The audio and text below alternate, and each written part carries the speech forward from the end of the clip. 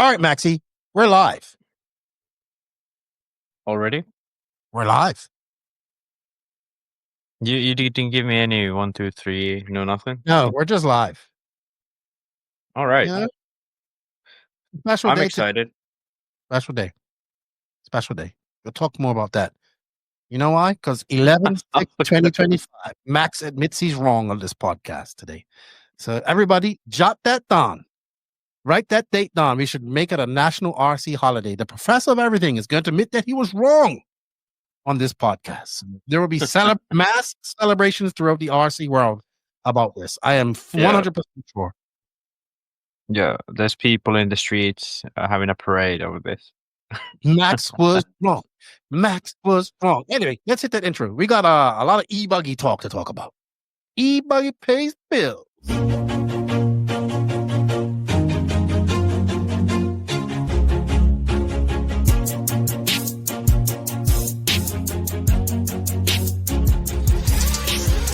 Nitro is the glory, but EBuggy pays the bills. Welcome to the No Name RC Podcast. Get ready for some serious bench racing. But be warned, we speak our minds, express our thoughts, and sometimes things can get a little rowdy. Hate, and he just was influenced by the hate coming from the left, the hate coming from the right. And let's get back to more club racing and less of this racing. It's hard not to be arrogant when you're always right. See what I mean? That's exactly why people call you arrogant, Max. You may not agree with everything we say, but it's definitely worth a listen. And our pick, can you stop whatever you're doing? Join your host, Lefty the Great, with co-hosts and guests as they get together to chat RC. Hey, after that race that I watched this morning, I have to talk about it.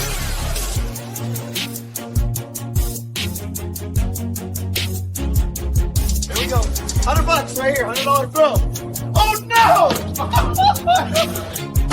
I like this.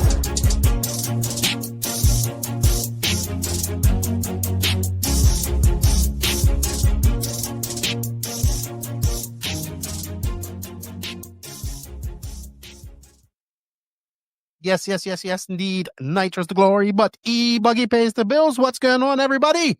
Welcome to show number 219 of the No Name RC Podcast. I'm your host, Keenan White, a.k.a. Lefty Great. Well, I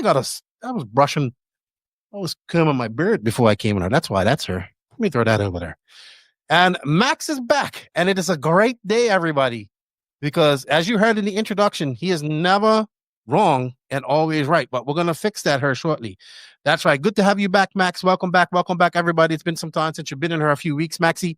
So welcome back. And we're going to talk all about the EBuggy Euros. So if you're not a European racing fan or not an EBuggy fan, this is not the podcast for you. But before we go on any further, I just want to say thank you to everybody that supports the podcast. We greatly appreciate you guys. Big shout out to the NNRC squad around the world. We can't do this without you. Thank you all for your continued support, as well as all of our NNRC patrons and YouTube members. Thank you guys for all your continued support. You'll get early access to this. I hope you guys appreciate that. If you wish to support the podcast a little bit more, you can. There's links for that in the written description of this podcast. Also, Max, we have some sponsors, and we have a new one. But let's get through our first ones first. First off, a big shout out to J Concepts for all their support. We greatly appreciate it. A big shout out to High Tech RCD, Sidewinder Fuels, Letara Racing, Invisible Speed, ML Toys, Side Piece Racing, Get Shit Done Coffee, Elite RC Productions, RC Project, Mayako, Techno RC, Beach RC, Racecraft USA, and Clinic RC. You want to know who our new sponsor is? I want to say a big thank you to Dollar Hobbies. Yes, Dollar Hobbies has come on as a sponsor or advertiser for the rest of the year. And I just want to say a big thank you to them for their believing in the NNRC and supporting what we do. If you don't know who Dollar Hobbies is yet, go check them out at www.dollarhobbies.com. They have over 13,000 RC products in stock and over 130 plus top brands. Whether you're a racer, a basher, a crawler, or just getting into the hobby, they have you covered. They also have an awesome brick and mortar hobby shop up there in Minnesota with an indoor carpet track that switches between on and off-road race nights, rentals, birthday parties, corporate events, the works. And they've got a skilled staff on hand to help you with your repairs or advice. And for all my listeners, they're looking to hook you up.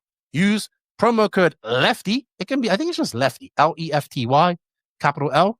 And you can save 10% off your order. That's right. Remember, go over to www.dollarhobbies.com, use that promo code, and help show them some love.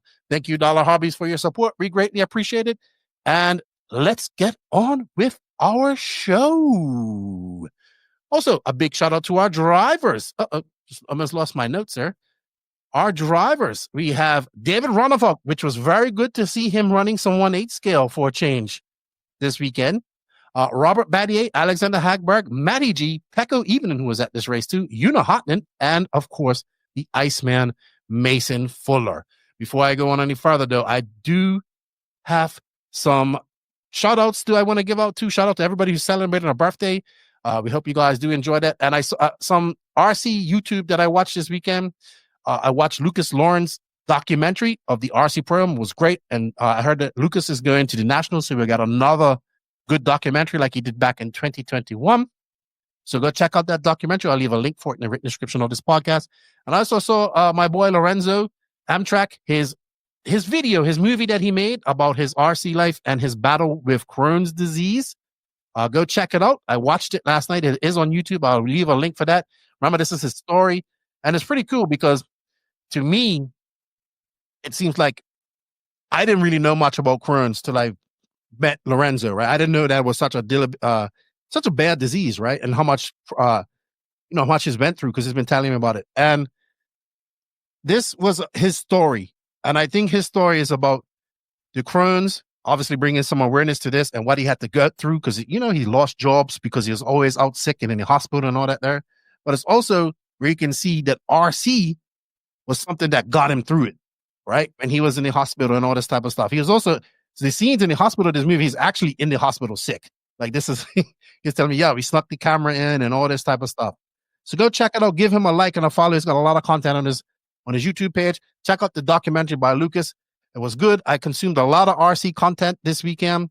And I actually watched that movie last night when I was chilling out at home. I enjoyed it, but it brings some awareness to Crohn's and it brings some awareness to just what helped Lorenzo get through that hard time of life, right? Being involved in RC and doing all that type of stuff. He didn't get to do RC, but he got to follow it and make his movie. With that said, though, I do have some somber, very sad news. I want to say condolences to the families and to my Florida RC family on the passing of two people that I know and got to meet and got to spend some time with. And they both let me borrow their RC cars to race. And I was shocked at the first one. Mr. Lee Kessler passed away. So Lee and I, we met online and we was arguing, right? And then we met personally when I went to Florida. And he realized that I'm not an asshole and he's not an asshole. We actually became kind of friends. He let me use his Mugen E-Truggy last year at the Florida RC Championships at Mills Pond. And he would come and be like, I know what I'm going to fix on it. And he'll do all this type of stuff and how it feels. And he'll go watch the car.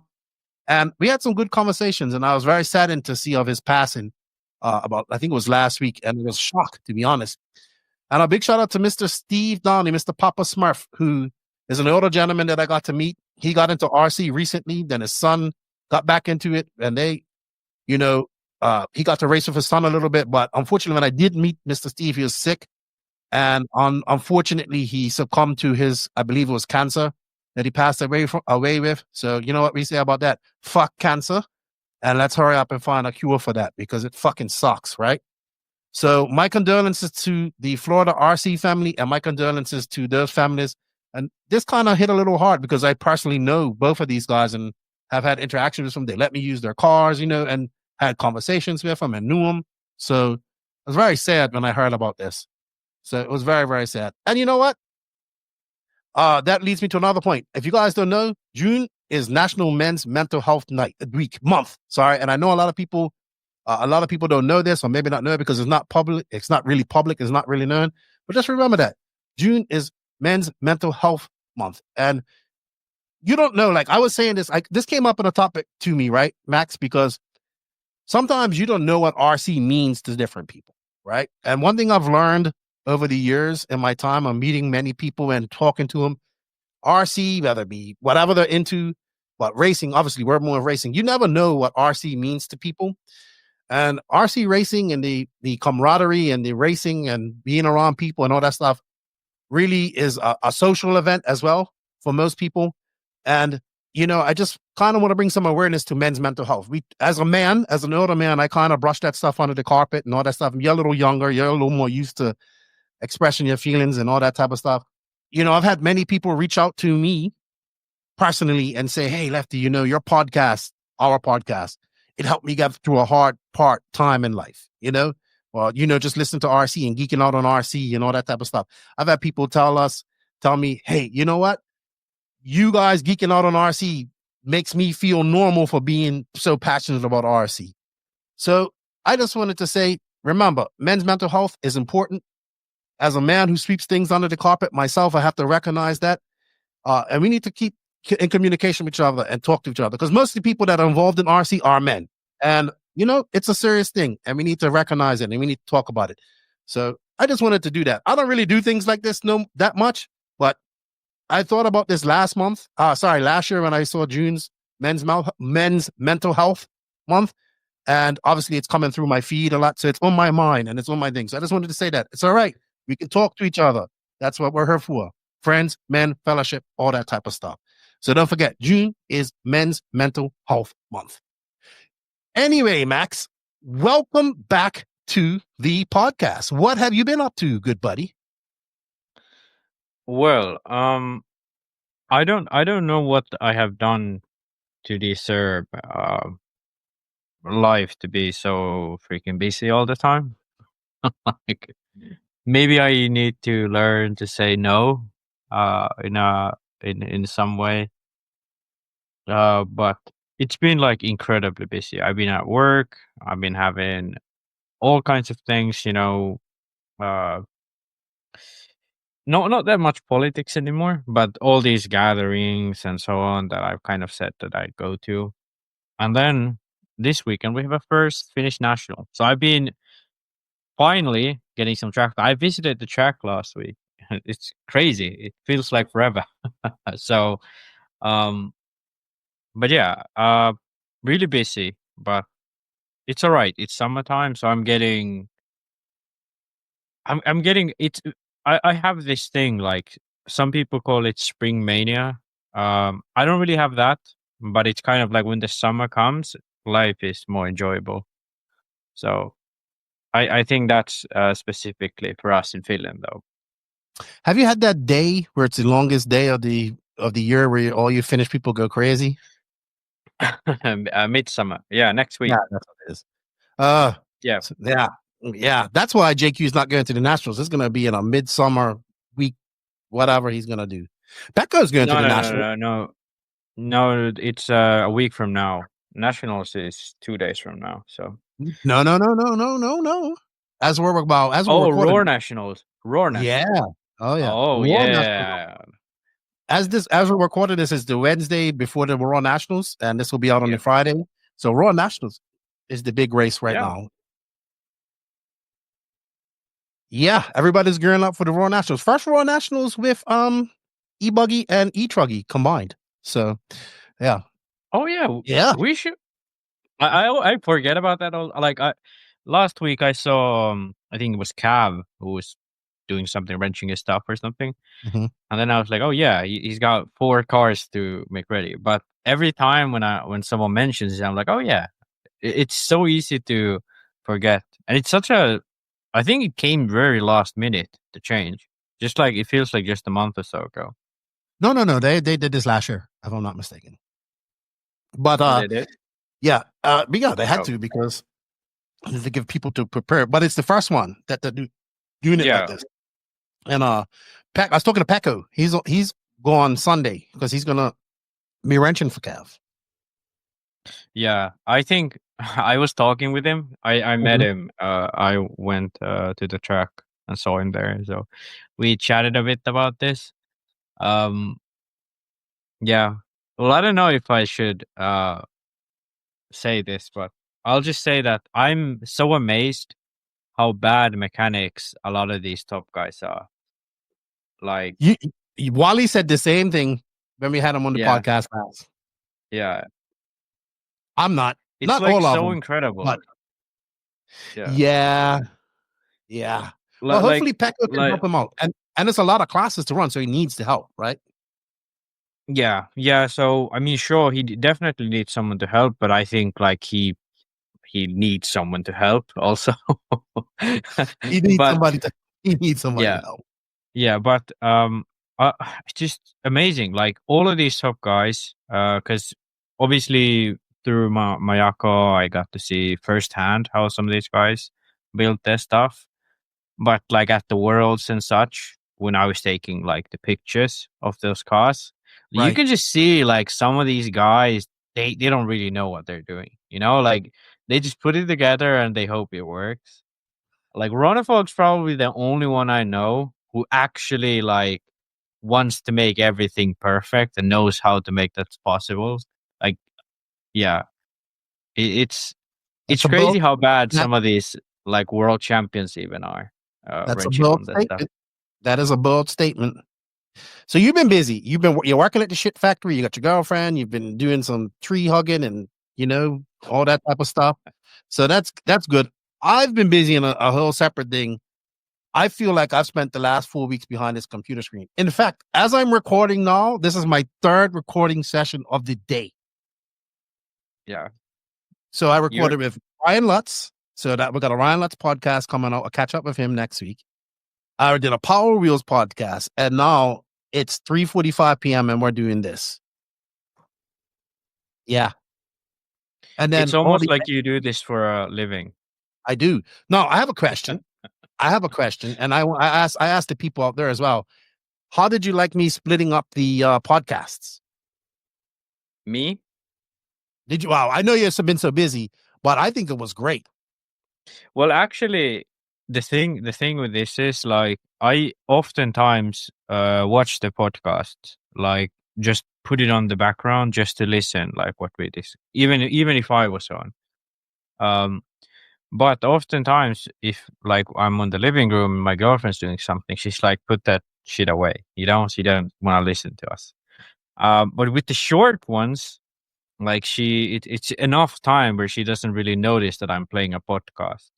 So actually, I've been enjoying the short ones a lot, and it's kind of fun, especially the ones that I'm not on. Those ones are more interesting. It's these days I just don't have 4 hours to listen to stuff, and I don't really have work where I can listen, or I don't drive much where I could listen.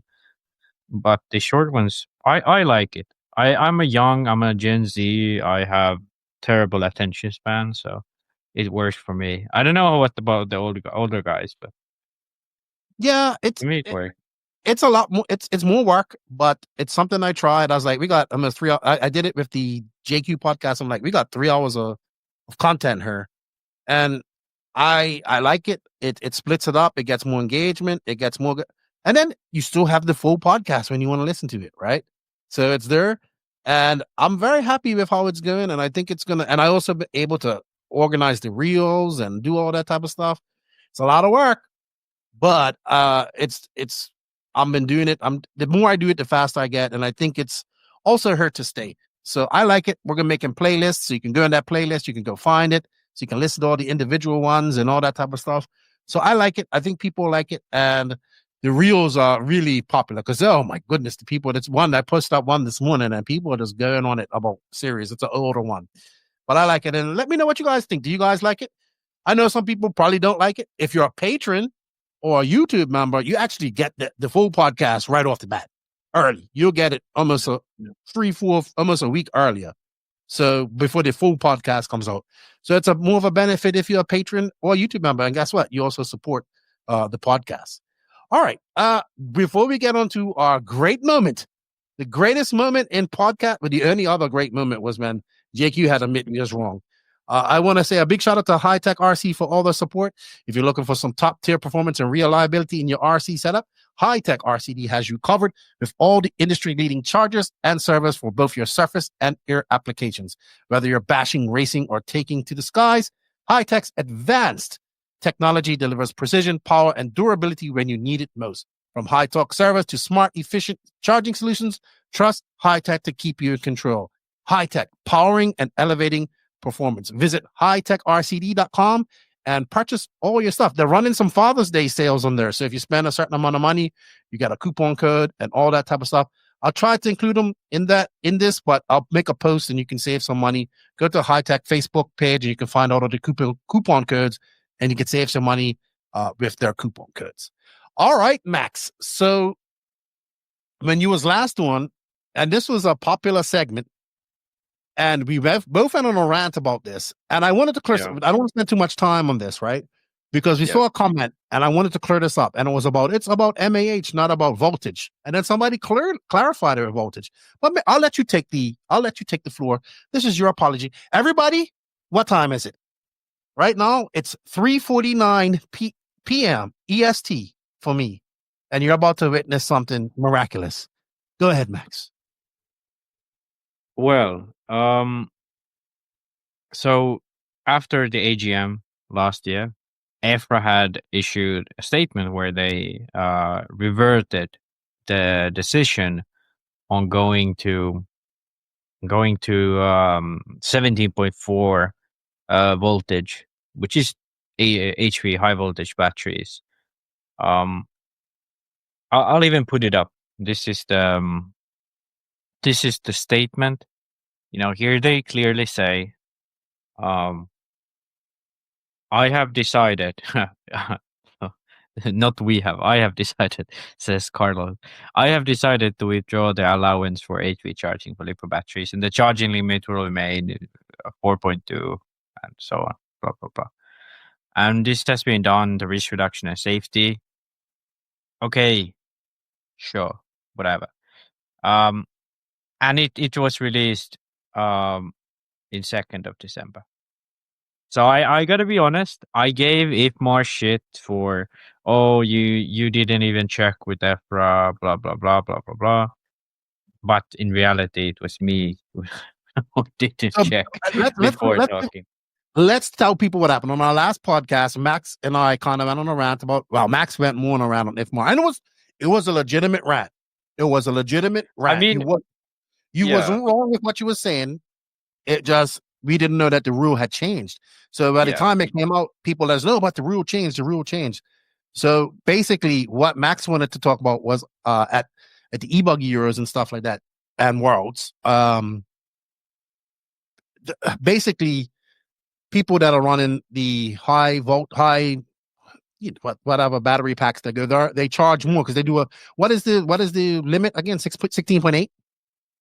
16.8 is the standard, and then 17.4 is the high voltage. All right, so 16.8 is the limited voltage, right? You can't have no more than that. Yeah. So right, so you can't have your batteries have to come in tech at 16.8, and you get disqualified if you don't.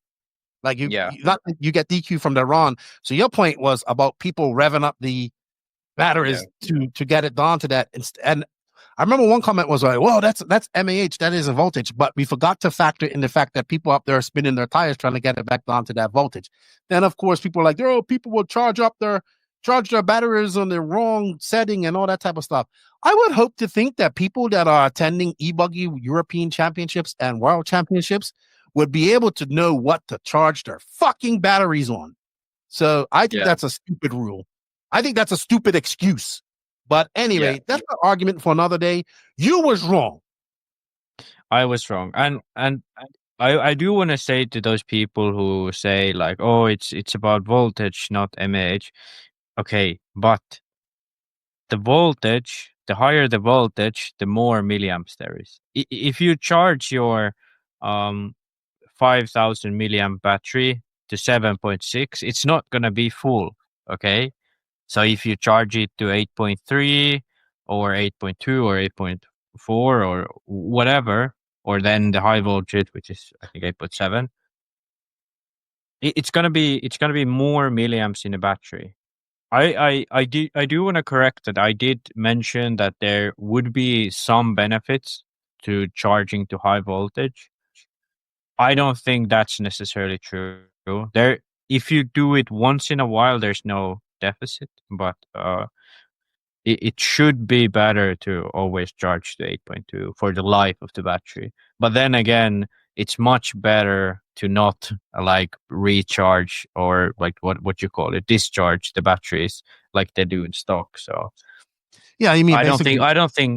think that really the people care about the life of a battery in RC in racing. But either way, yeah, the voltage tells how full the battery is, not necessarily. I'm sure there's going to be It people also here does. that are going to disagree with you. So let us know what you think about Max. Is he right? Is he wrong at this point? I don't know. You know, the professor of everything, and he's always right. He was wrong. So there's doubt now. Well, I was wrong. Let's say I was not wrong about facts. I was wrong about the what you call it, booking. You know. So I guess I was wrong about the facts, but I was not wrong about the physics. That I'm not. thing. You know what? I'm going to talk to the quantum physics guy, Moritz Lautenbach. We got an interview coming up with him. If you and him got together, oh my God, I would have to drink a lot. Drink a lot. Max was wrong. Hip hip hooray. Woo! I love it. Oh yeah. All right. Before we move onwards, do we talk about the B84? That released just as, you know what? We're going to be talking about, let's just wrap that. Yeah. Let's talk about it. Bring it up. Yeah. Okay. Okay, here we have it. I'll bring it up while you talk. Oh no, you want to point it out. You want to point it. That's what I like to do. Associated. Yeah. Okay. Here they have it. Okay. Yeah, because this like literally they released it like an hour ago or something. Okay. Are we going to Circus RC? Oh, we are. So we have Circus RC for the car. So I have to say, oh wait, it didn't open the picture. You're messing up. It is not your day. Oh, there we go. Okay, there we have. So I'm a bit disappointed. Because I was expecting there to be like a major revamp. It's called the 84, blah blah blah. It looks very similar, like from the outside, and even when we go to the inside, let's take a body of shot from this car. So to be honest, there's not like a lot. Like I don't really know if there's anything that cool about it. They have this weird style rear, what you call it, chassis stiffener, front similar, kind of like it. But other than that, it looks a lot like the B7. The diff cases open upwards, but then again, why? I don't know. It's a bit underwhelming, to be honest. Oh my goodness. Oh my goodness. Well, I have a question. Don't they usually release the 2-wheel drive first? They do,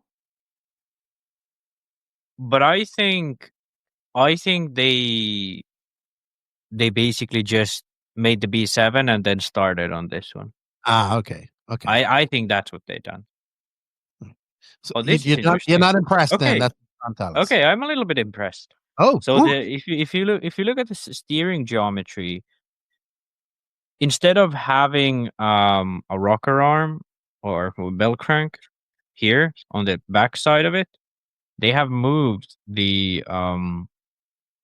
steering post backwards and then added this steering link similar to the 2-wheel drive. So it's part of the same bell crank as goes to the anti-roll Ackerman plate.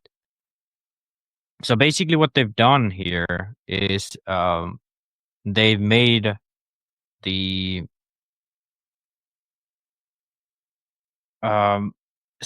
mechanical steering movement slower, which means that the servo is more precise and the servo has more strength and so on, similar to 2-wheel drive.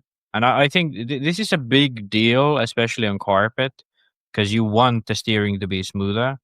And a big issue with tool drive was back in the day when you had direct steering to the Acumen plate, it was too aggressive. So I think this is a welcome change. No other four-wheel drive has it like this, or at least the changes in this aggressive.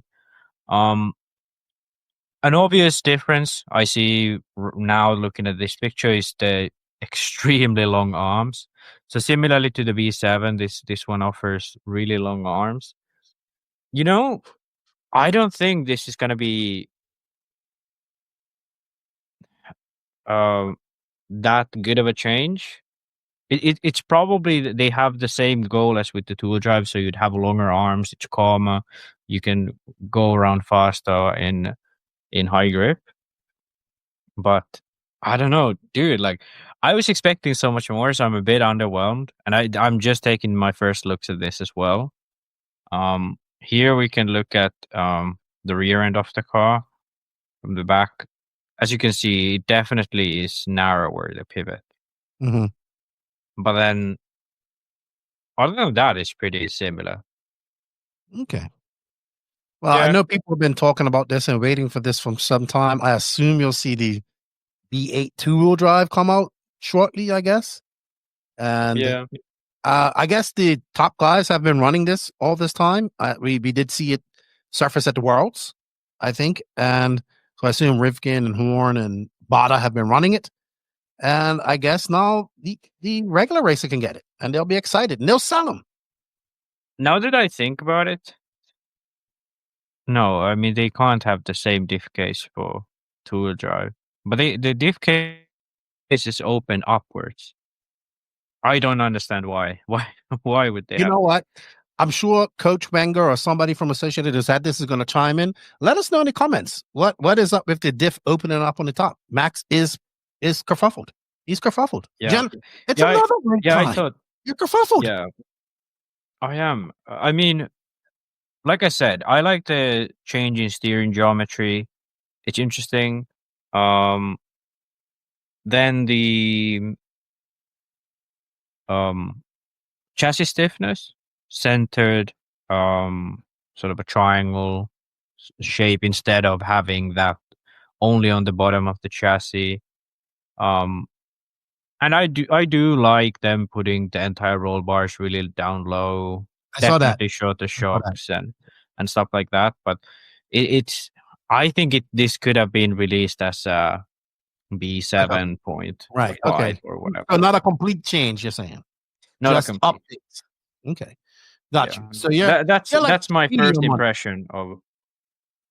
Would you say your fire for Associated is medium right now? It's medium. I was definitely very excited when the B7 came out. Mm-hmm. This is kind of like they got a bit lazier, you know. So like if B7 was cool, this is kind of like meh, you know. I can hear the keyboards of all the Team Associated guys right now berating you. I can hear it. Click, click, click, click, click, click. All right, let's move on to the other big release that really caused a big buzz about 2 weeks ago. But before we do that, we have to pay some bills. I'd like to say a big thank you to Side Piece Racing and Latera Racing. Elevate your RC experience with SidePieceRacing.com, North America's exclusive distributor for top-tier brands like Awesomatics, Rocher, Wild, Turbofan, Montac Racing, Course Attack, Phoenix Racing, and Will Speed. Whether you're seeking precision engine card kits, high-performance batteries, or aerodynamic bodies, we've got you covered. Enjoy fast shipping, exceptional customer service, ensuring that you get the best gear when you need it. Visit SidePieceRacing.com today and race ahead of the competition. A big shout out to our friends Kim and Martin at Latera Racing over there in Sweden, one of Sweden's premier hobby shops and tracks dedicated to racers. Featuring top brands like X-Ray, Hobbywing, Zoo Racing, and Team Coyote. They provide everything you need from precision chassis to high performance in electronics. Whether you're at the track or upgrading your setup, Latera Racing caters to racers who demand the best. Visit latera.se or stop by our shop and track for the ultimate RC experience. Latera Racing, built for winners. Thank you all for the support. We greatly appreciate it. We can't do it without support of companies like Latera Racing. Kyosho Masters 2025. If you guys want to know more about this race, I did talk to Ryan Lutz about it because he did get to go over there. I know a lot of people saw it and they were like, "Oh, that's not an off-road track," because it was no dirt. It was AstroTurf, wooden planks, and pavers. But you know what, Max? When I've watched, I've seen the Kyosho Masters go on for the 25 years because it's the 25th iteration of it, and when I think Euro tracks, this is a Euro track to me. AstroTurf, wood sections, no crazy jumps. I think it had some berms, maybe pavers. Okay, it wasn't no dirt, but when I think of European style tracks like from the 80s and 90s and early 2000s, this is what I think of.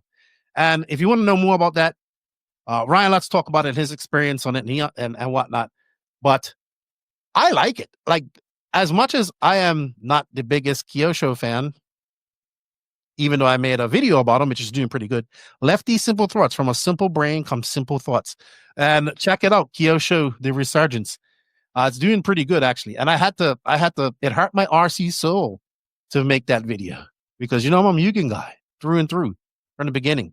But that race was held May 30th to June 1st at the Robot Club 94. What a name. The Robot Club 94. Briefly, JQ's been to this race twice. He went again. So this is a race he's always wanted to do because Kyosho, JQ is the ultimate Kyosho fanboy. He is. Ultimate. He is. I know he is. I don't think he actually ever even raced with Kyosho, but for some reason he's always been a big fan. I think he's just a fan of Kanai. A lot of people are. He is. But we did some digging and they did release do you want to bring out the video of the MP11? I mean the MP11 prototype. I love how Kyosho did this. They did it at their big race with all the Kyosho guys around there. And you saw that picture of everybody's phone out. I'm so surprised that wasn't made into a meme. I'm so surprised that wasn't made into a meme. I was waiting. Well, yeah.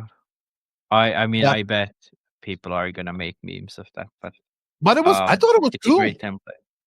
I thought it was a great template, but I thought it was cool. Yeah. Let's talk about some of the changes on the MP11. Yeah, actually, let me just bring it up. This one I have a bit more because obviously I had time to look at this beforehand, so I can tell about this one. The associated, I kind of just taking my first looks in. So on the front end, at least to the eye, this one is kind of unchanged. So sure, they have the new higher kingpin inclination, but they've already had that at the Worlds end of last year. So front end is rather unchanged. So they continue with what they've been developing. So of course they've just recently went to the KPI. So they used to do that in the MP777, then MP9 they went to 0 KPI, and all the way from the first MP9 up until I think it was last year, they ran with 0 KPI, and then they came out with these. So more KPI in the front. What they said, it was to be better on these, what they call European style tracks. I don't know if that's the only benefit of it. I never really was a fan of it, but either way, they've kind of incorporated that to their setup. And the reason why I held on to this for so long is because I think this is actually the reason why they switched the rear end as well. So in the front, they have this higher KPI.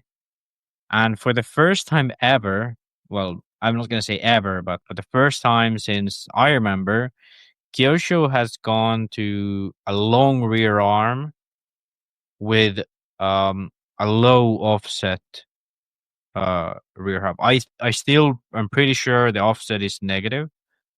It's hard to tell from these pictures. I still think it's sort of similar to what S-Works has. So still negative offset. But significantly less. So the old Kyosho, it has had a short arm and a lot of offset in the rear, which makes the rear end really planted. A lot of grip, a lot of, especially on power, a lot of balance on the car. And on top of that, it's actually pretty good over bumps. The big downside for having a high offset in the rear is just when it's higher grip, it's going to be much more difficult to get that natural rotation out of the car. That's why they initially went to the wide rear pivot. And I think why now they realize that 99% of these tracks are high grip, high speed. You need that corner speed. You need that natural rotation. And they tried this.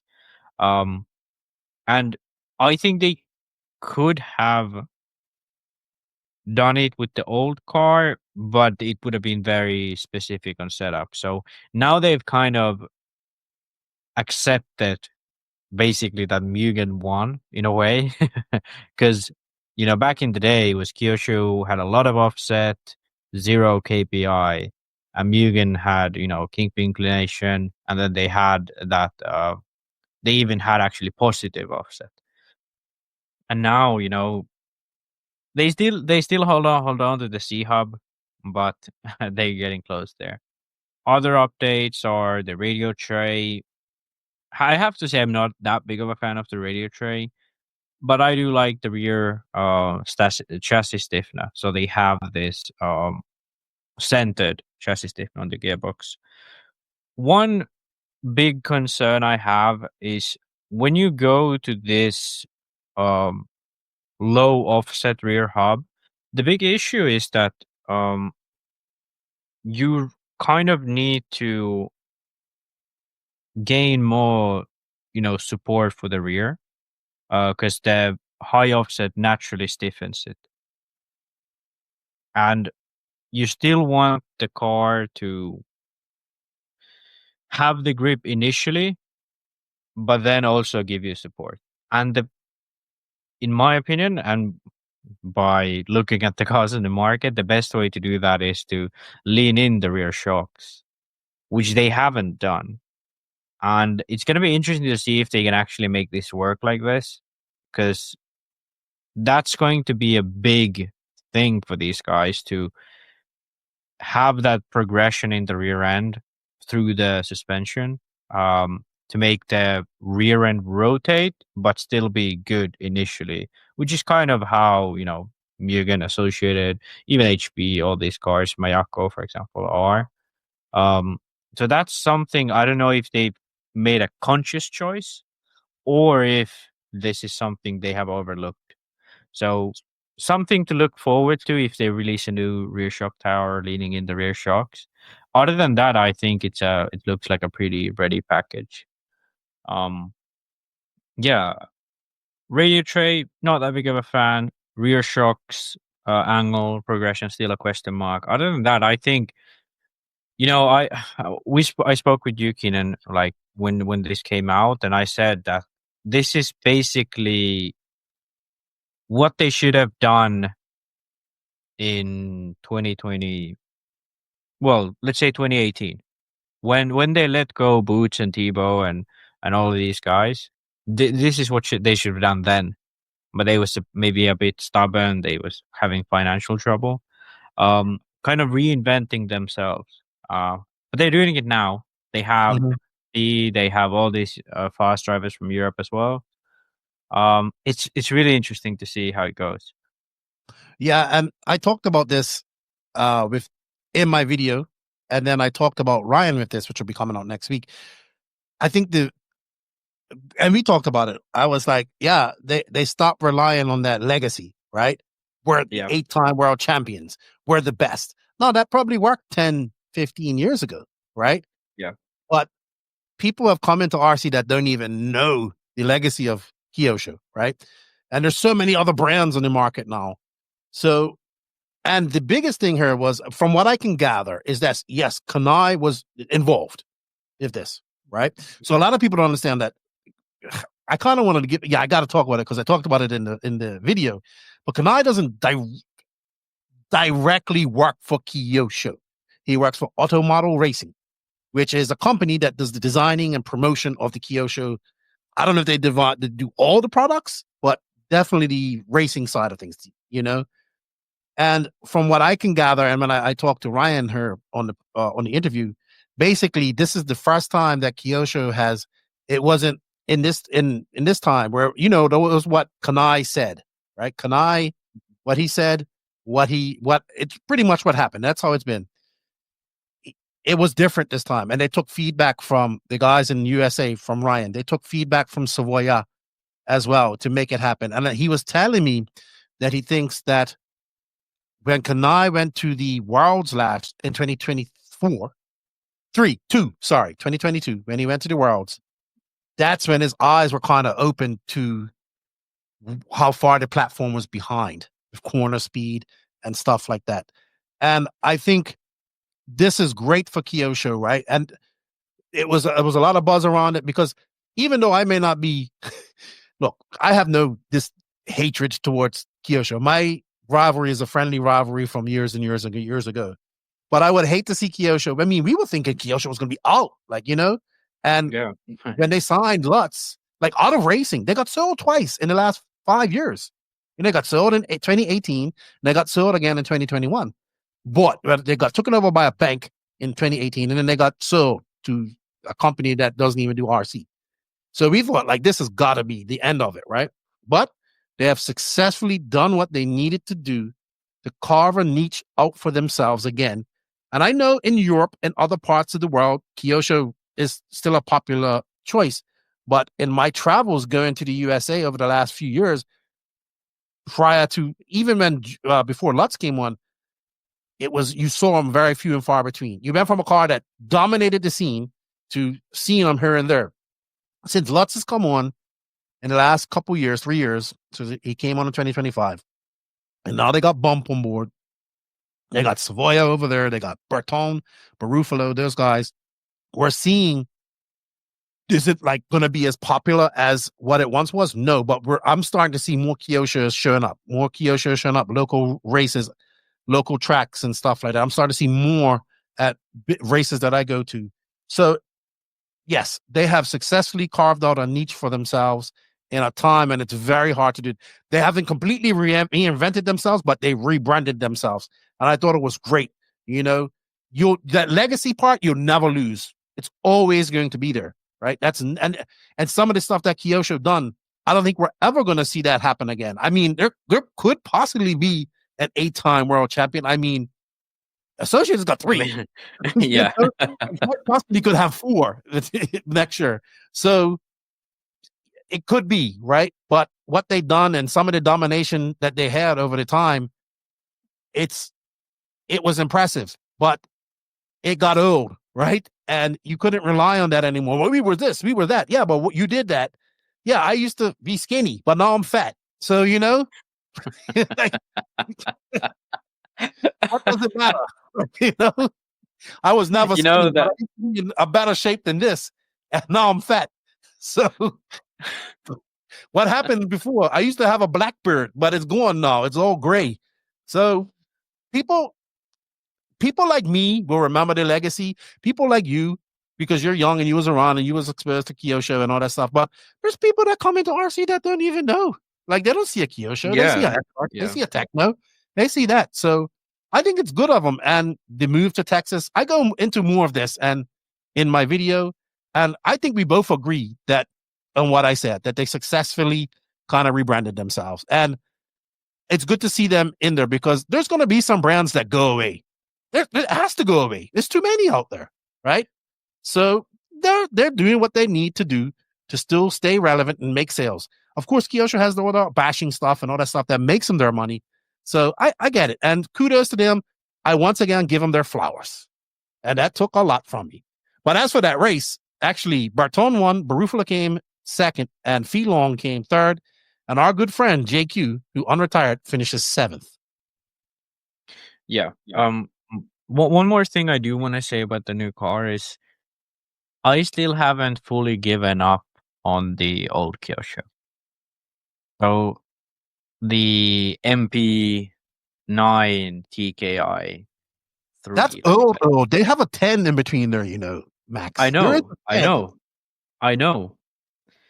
But that's my point here. That I'm like quite confident that you could make the MP9 TKI3 a competitive car in today's environment if you knew what you was doing and took into account, like, you know, the new tracks and how you need to approach it, diffs, all this stuff. I still think that's possible. I think that chassis was really good. I think its strong point definitely was when tracks got rough, when they were inconsistent, and so on. And definitely lower grip is its benefit. But when it's inconsistent in any way, that car was good. But I do think there is potential still, even in the modern era.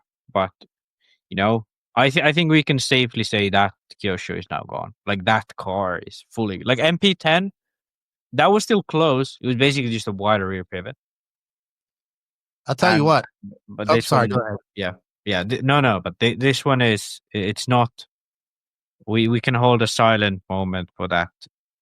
The most dominant car in history, which is the, let's say, MP777, MP9. That sort of geometry. You know what? I give them, like I said, I give them their flowers. They're doing a better job than some other company that we won't talk about, that we are not allowed to talk about on this podcast. So we're just. I mean, they have 2 world championships, so they're doing pretty good. No, actually 3. They have 3 too. Yeah, they have 3.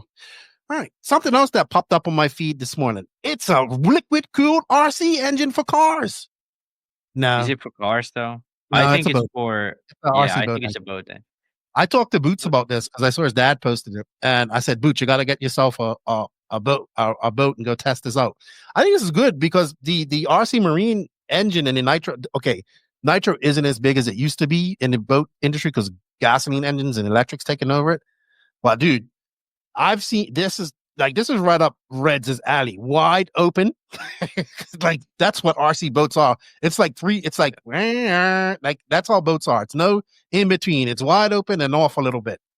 I think it's impressive, but I'm pretty sure there's some people out there that thought this was a liquid cooled RC engine. That's why I messaged Boots and I was like, "That's a boat engine, right?" And he goes, "Yeah, that's a boat engine." I thought that was pretty cool. But I don't really know why you wouldn't do a liquid cooled RC engine. Wouldn't it be cool? Like, if you directed airflow into an air cooler, wouldn't that be more effective? Sure, it's been done. I bet you it's been done. I think I've seen liquid novelty. I've seen a 4-stroke gas truck. Yeah. Yeah, I mean, people have done things, but why it hasn't been done, maybe. If you've seen a liquid cooled nitro RC car, send us a picture in the comments. We want to see it because I swear I've seen one. I swear I've seen one, like with a nitro engine. All right, Max. Now we've been jibber jabbering for this much of time. Now it's time to get into the nitty gritty. The other big thing that happened and has kept the interwebs buzzing this weekend, and that was the EFRA, Electric Buggy European Championships. So what do you call it? What is it? EP. The EP Euros. Yeah. Electric powered. That's brought to you by our good friend. Stop scrolling. Stop scrolling. You want to be Lewis Hamilton? Learn something new with invisible speed. You can't do everything at 100% maximum speed. You have to be smooth. I mean, when you drive a real car, how do you just, when you get to a 90-degree corner to turn into the parking lot, do you go like that with the steering wheel? Do you like slam on the throttle and the brake? No, you probably turn the wheel smooth and get on the throttle smooth. Same thing with an RC car. If you want to learn more and make your speed visible, stop scrolling. Stop scrolling. Dude, that's his thing now. All his videos have that. Stop scrolling. Jake, you're trying to get him come on the podcast. I think he went to Lativa for the MX Nation. Not MX Nations. MXGP. MXGP. He always does that race. So we'll get him back on there. We got to get JQ on her, man. He's in a good mood. and talk because he can be a miserable SOB when he wants to be.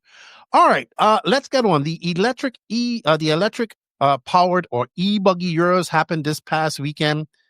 Coverage was by RC Racing TV. It happened at the ATV Racing Valladolid track, which is in Valladolid, Spain. This was my first time ever seeing this track. It was a very weird track. You did have a picture of it, right? Let's bring that picture up. Yeah, let me bring it up. So a couple of our I've Go ahead. raced a Euros here before, 10 but it's Euro. been a 10 scale. Yeah, Really? yeah. But they remodeled the track. Yeah, so the track was totally different back then. So they did they were supposed to do a remodel of the track for 2016. That was when I went for the 10 scale Euros. Mhm. So it had a 10 scale Euros in 2013, and then it was supposed to do a remodel for 2016. It didn't work out. I guess they didn't get funding or whatever. But then they eventually did it. It was before COVID, I think, but they eventually did it, the remodel, and it became like a modern track. Back then it had like concrete and tile, and it had this bridge in the center. I remember that. Now I remember Yeah. it was like blue. It had blue. Yeah. Yes. I know which track you're talking about now. I didn't realize Yeah. it was this. Yeah, it's this, and it's like this is like an incredibly old venue, if I'm not wrong.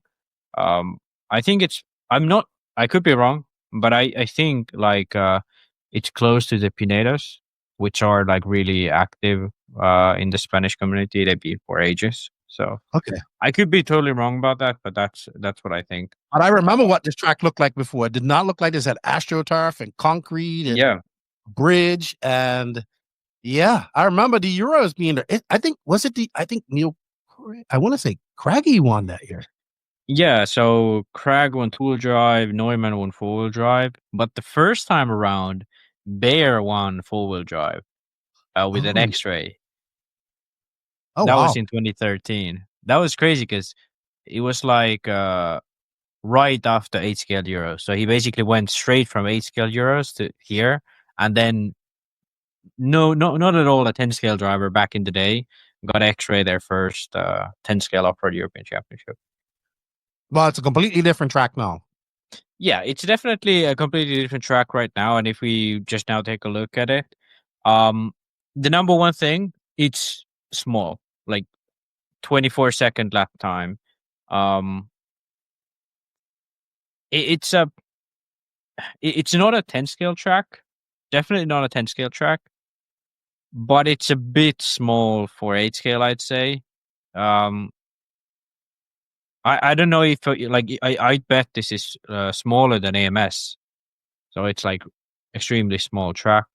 Either way, it proved for really close racing. So it's less high bite than the current glue trend that the European tracks have. So the cars were allowed to slide a bit. At least that's what it looked like. I think people still drove thread pattern tires. But as you see, it's like a few doubles, very flowing, sort of the same 3D style as all of the modern tracks. But then a little bit, it's not that high bite. And No, not at all. And they watered. And yeah, you know so what? You know what? The Europeans don't know how to water tracks. You don't. You don't no, know yeah, how to yeah. water tracks. Like a schedule and all that stuff. From what I told, the watering was bad. Like they started watering and then everybody complained about it and then they stopped. But I talked to a few drivers and they said it was a very hard track to pass one. Very hard. And you really was to pass. And it reminds me, I wasn't there, but it reminds me, of when I went to Guarda in Portugal last year to the but it looks like the same type of aggregate. Had that track dried out because it was wet, it was very slippery, very like a fine layer of dust. It looked similar to that. And I was listening to Nick, and he was explaining how small the line is, right, for the traction and all that type of stuff.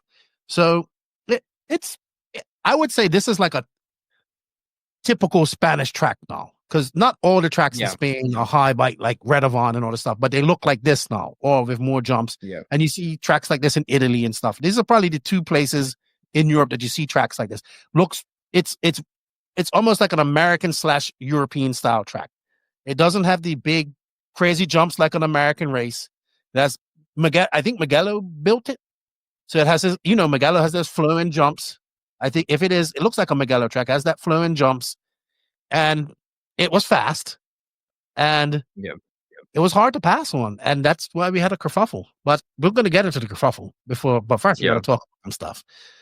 I mean, to touch on the American style, that's exactly, I think, what happened. Because for some reason, I don't know why, but Spanish culture in general has been very America inspired for a while now. Motocross tracks, very American style. A lot of these new school drivers in motocross have this American style to them, and it definitely worked its way to RC. And yes, it's kind of like American tracks, but it's kind of like BMX tracks more so. It's like a pump track, or like almost like all of the jumps are very round, a lot of up and down, 3D. So it's kind of, yes, it's American, but it's not necessarily American RC. It's like American BMX, So it's very different from what we used to, because old Spanish tracks used to be, like that, this track before that you had concrete, you had astroturf, you had a bridge and all of that stuff. But the new school, this is kind of it. And Italy is different. They don't have this sort of BMX style. It's more like motocross, but smooth. So it's weird. It's hard to explain, but it's not so much up and down. It's more flowing, I'd say. But you are allowed to slide the car more because you're not going up and down all the time. You know what? That's actually a great comparison. It does look like a BMX track. I don't think it has the traction of a BMX track, that track, but yeah, they've developed their own style, and it is American inspired, as you can see. And they got some beautiful tracks there in Spain, man. Like some of the videos I see Robert posting, and I'm sure you've been to a lot of them. Some beautiful, beautiful tracks there in Spain. So I thought it was unique. And yeah, it's like we really should find a video of what it looked like before, because it's completely different. Like it's a Euro style track. It's a complete Euro style track.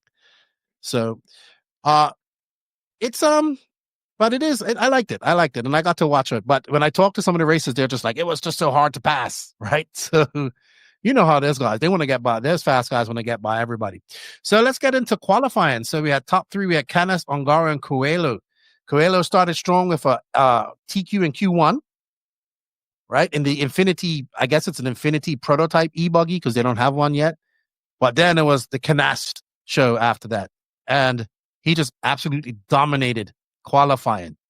Like, amazing. We've seen him do this. We have seen him do this over and over again at these races. And it's kind of like a story of the last 2 years or so. You have 2023, the Euros, he absolutely dominated from practice onwards. But in 2024, the Euros, he was kind of battling with Burak, but then he just consistently ramping up TQ runs. And then World, same thing, consistently ramping up TQ runs. Sure, he gives a TQ here and there, but he's always up there in the fight. And then nobody's able to like take 2 rounds where he's able to take like 3 or 4. So I think that's his really strong suit right now compared to like Ongaro. Like, he's really good in qualifying. I mean, he showed it here as well. Yeah, absolutely. So also we have Polito, who we've talked about him a lot, but I know a lot of people don't know who he is, but he's another S-Works matrix driver from Italy. He's absolutely flying. He's fast. He was in fourth. And he is, I guess we have to move Polito into, he is a top 5 European driver because he's constantly in that top 5 range at races. Yeah, but so here's kind of the thing that, like, he is in a sense a top 5 driver in terms of like pure pace, because he has like here he's fourth. When he goes to a lot of these like Montpellier, all these races, like he's always up there. But then he seems to never capitalize on a good result. Like he won SIGP end of last year, but it was like him and Ongaro and Ronafok who was there. There was not much competition. But when it's these big events, he kind of struggles later on. But his speed is there, his consistency is there. But yeah, it's interesting because he's very easy to miss. Like he's very he is like very quiet on the results. He's always right up there. Yeah. And we skipped right over Ongaro. Ongaro was third, top 3 out of this. He was close all the way through, like throughout qualifying, but he never really got that TQ pace going for him. And I guess because the Canas was just out there dominating, right? But Ongaro was still there. It's not unusual to see Canas, Coelho, and Ongaro up her. But the name that many people might not know as well is Noha Ben Mohammed. We know him. We've been talking about him for years, but he's a young French. He's got to be about 16 now, 16, 17. He's definitely tall and he's growing up. Well, he won the 2000 and what Euros did he come third? Was it 2020? I think it was 2022 because he was first ones after COVID. So 2022 10 scale off road. 13. Yeah, he's about 16 now. He's tall. Yeah, I think he is. And he also got in trouble last year at the Euros for banging on the for over. Oh yeah, we talked about that then. But he was driving the sparkly Sparko and Bertin's got a Sparko too and driving it with him. It looks like Bertin's kind of taking him under his wing, kind of like he did in front of. Yeah, that's what I kind of wrote in the notes that like I wrote like he's backed by Corsatek / Adrian Bertin because Adrian has been helping all of these guys like Thomas Musso. There's been a lot of these French guys who's been under his wing when he was with HB. But Ronafalk has always been his main guy. So like when Ronafalk ran Mayako, Adrian ran Mayako. When Ronafalk ran X-Ray, Adrian ran X-Ray. When Ronafalk ran HB, that's how it went. But now he's running a Sparko. Of all buggies in the market, he's running a Sparko. So basically what he's doing is he's testing for Noha. He's probably wrenching on his car. I don't know what tires Noha runs. I think I could be wrong, but I think he runs hot brace, which Adrian is on Matrix, which is maybe a bit tough for them. But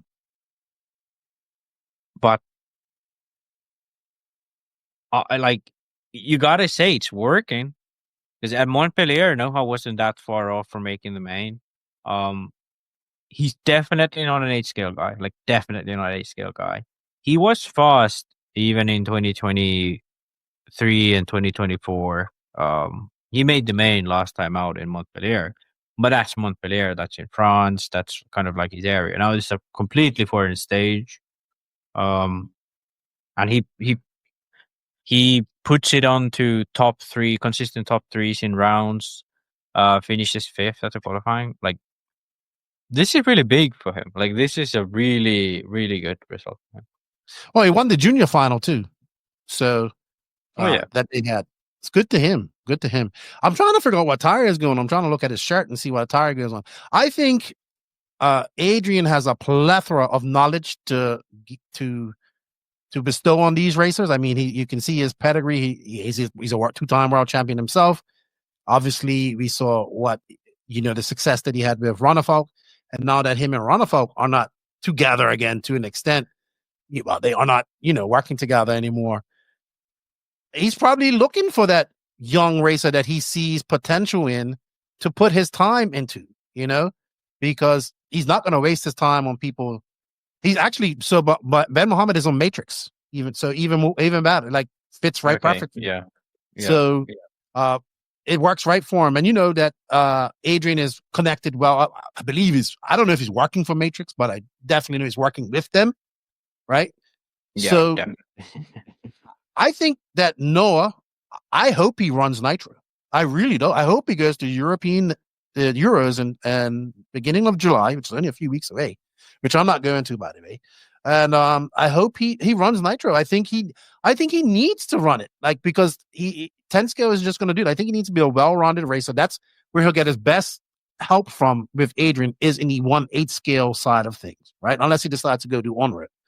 But maybe we have an emerging new competitor in the mixer. Maybe he's the next big European talent coming out of her if he sticks to it, right? And he's also French, so even better. If Adrian could communicate to him in French, it's country pride. And to be fair, we have not seen a top French driver. When I say top French driver, a driver that can go out there and win and do well and win, since Renault Savoia. And France has a deep history of having fast drivers. Yannick Igon, the Igon brothers, the Sartels, Adrian Bertin, all these guys. They have fast guys there, but nobody's, we thought the Majubis were going to go there. They didn't. Jordan Lutt, there's fast young guys there, but nobody out of France is, I would say, accelerated to the level of guys like Polito, guys like where we see the Parentes, future drivers like David Todd and these type of guys. He's that level. I think Ben Mohammed is that level where I think Noha can be a all-around off-road driver. He can win. He can do 10 scale. He can win there. He can do 8 scale. EBuggy, obviously, but he needs to get work on that Nitro because EBuggy isn't going to be enough, right? So we got to keep our eye on him because he qualified 5th. He's had great, like you said, great success at Montpellier. I want to see him do more 8 scale. That's what I want to see him do. And that's good. And also, we saw Burak was there. Barkan did not have a good weekend. Like I said, it was great to see Rana Falk back kind of in his natural habitat. Okay, his natural habitat will be 1/8 scale Nitro buggy, but he is but at least this is 8 scale at least. He's a 2-time EBuggy European champion. And I actually listened to his interview that he did for ETS, and I kind of gathered from him, he says it's been very difficult to bounce between all these classes, right? And he's the type of guy, he needs to put his focus on one class and go do that. So I think he switched his focus to 1/8 scale. Obviously, we have the EBuggy Worlds coming up. And one of these guys are going to win it. But yeah, I thought Runafalk, you have Runafalk, Burak, and Boots were all a bit quiet. But out of those guys, I think Runafalk was still there. I think he ended up with a 4th overall. And it all was said and done. But good to see Runafalk back where he belongs. Well, it isn't a Nitro engine, but you know what I mean. Yeah, I mean, it's a bit. I guess you could say that he was 6th after qualifying, but I'm expecting to see him fighting with Ongaro. Because I think that's where he was just 2 years ago, and that's kind of all not happening right now, and that's why I put him Runafalk, Burak, Boots. You'd expect these guys to be there, when Canas and Ongaro came together, you'd expect Runafalk and Boots to go by, but they didn't. They was way back down the field, and it was actually Noha and those guys going by. So that's kind of why I thought these guys were quiet, because you'd expect them to be at least at that distance, that if the top makes a mistake, they can capitalize on it. Mm-hmm. But they wasn't even that. They was further behind. So that's why I think these guys were kind of out of the picture. There was no real challenge from these guys. But that being said, I do think it's good to see Runafalk racing 8 scale again. To be honest, we expect Burak, Boots, and Runafalk to be there. They should be there. Yeah. I'm especially after the year that Boots had over the last couple of years. But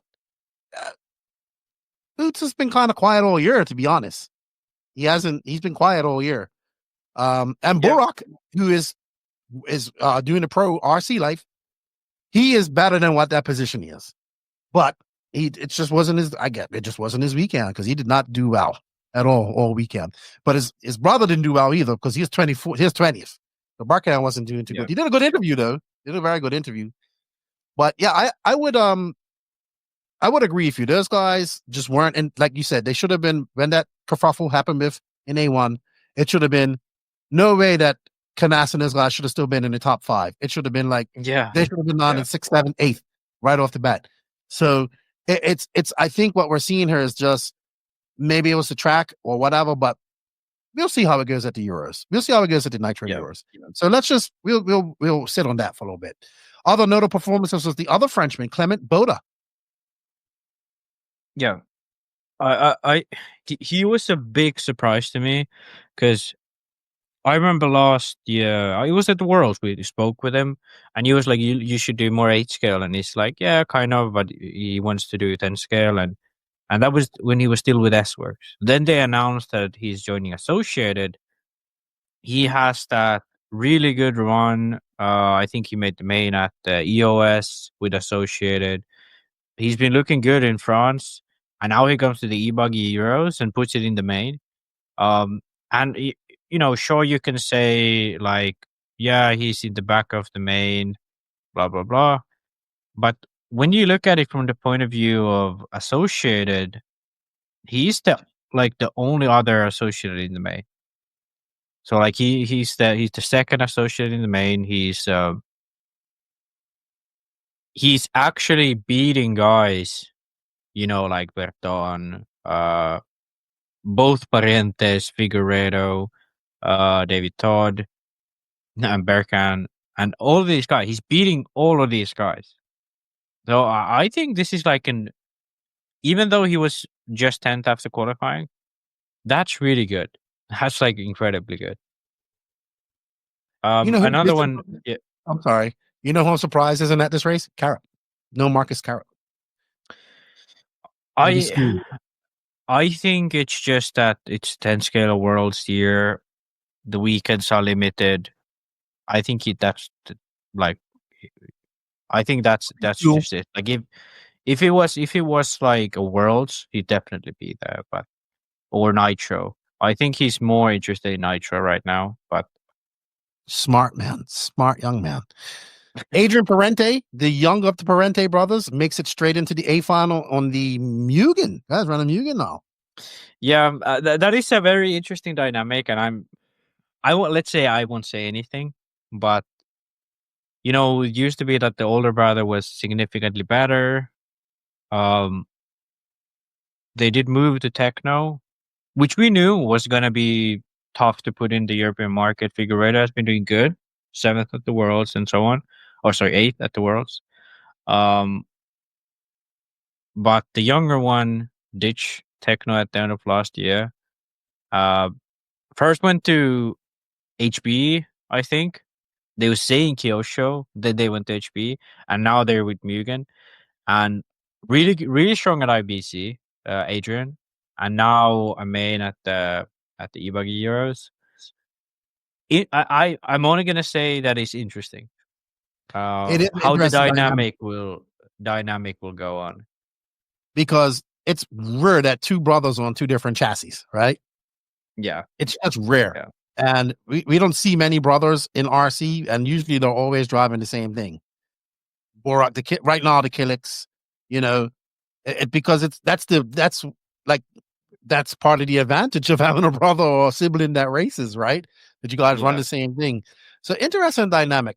And drivers that were out of place in this, I would agree with your listener. We have Ricardo Barton, who comes off a Kyosho Masters win. Wasn't that much competition there, but there was, Berkan Killick, we expect better of him. He was off. Robert Badier,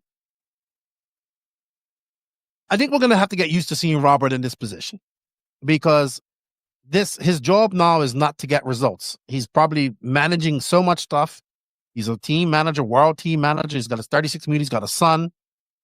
So, yes, as RC fans, we don't, as a fan and a friend of Robert, I don't want to see him in 24th, but I think that's kind of just the end of his career. He's at the end of his career as a racing. Not saying that he can't do well and he can't win a racer and put it in the A final at some point, but when your focus is on everybody else and what's going on, your racing is going to struggle because that's his job is to focus now.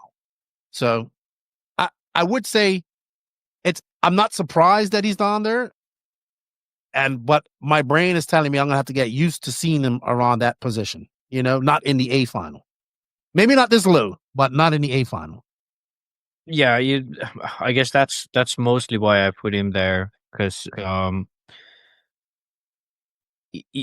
fine with him not being in the A, but he just made it into the B, if I'm not wrong. Yeah, just made it into the B. So yeah, that's like you wouldn't expect him to be that far low and that down low. And I think like the bigger one of these two that I listed last, Barufalo. So Barufalo was in severe back pain, apparently. Okay, so he was on painkillers and all that stuff. I heard Nick was talking about it. So he was really in a lot of pain. He's got back pain, and he was when you're in pain like that, it's hard to concentrate. So it might be an thing that he's got going on, and he probably has to get some surgery for it. But I heard that's what I heard that he was in really big. He was having a lot of back pain, and I'm sure that is the reason why he's in 25th, right? Yeah, you can't concentrate when you back pain is something that I've seen people wish they were they just wish they weren't there because the pain was so immense. Yeah. So we're gonna give him a pass. We'll give him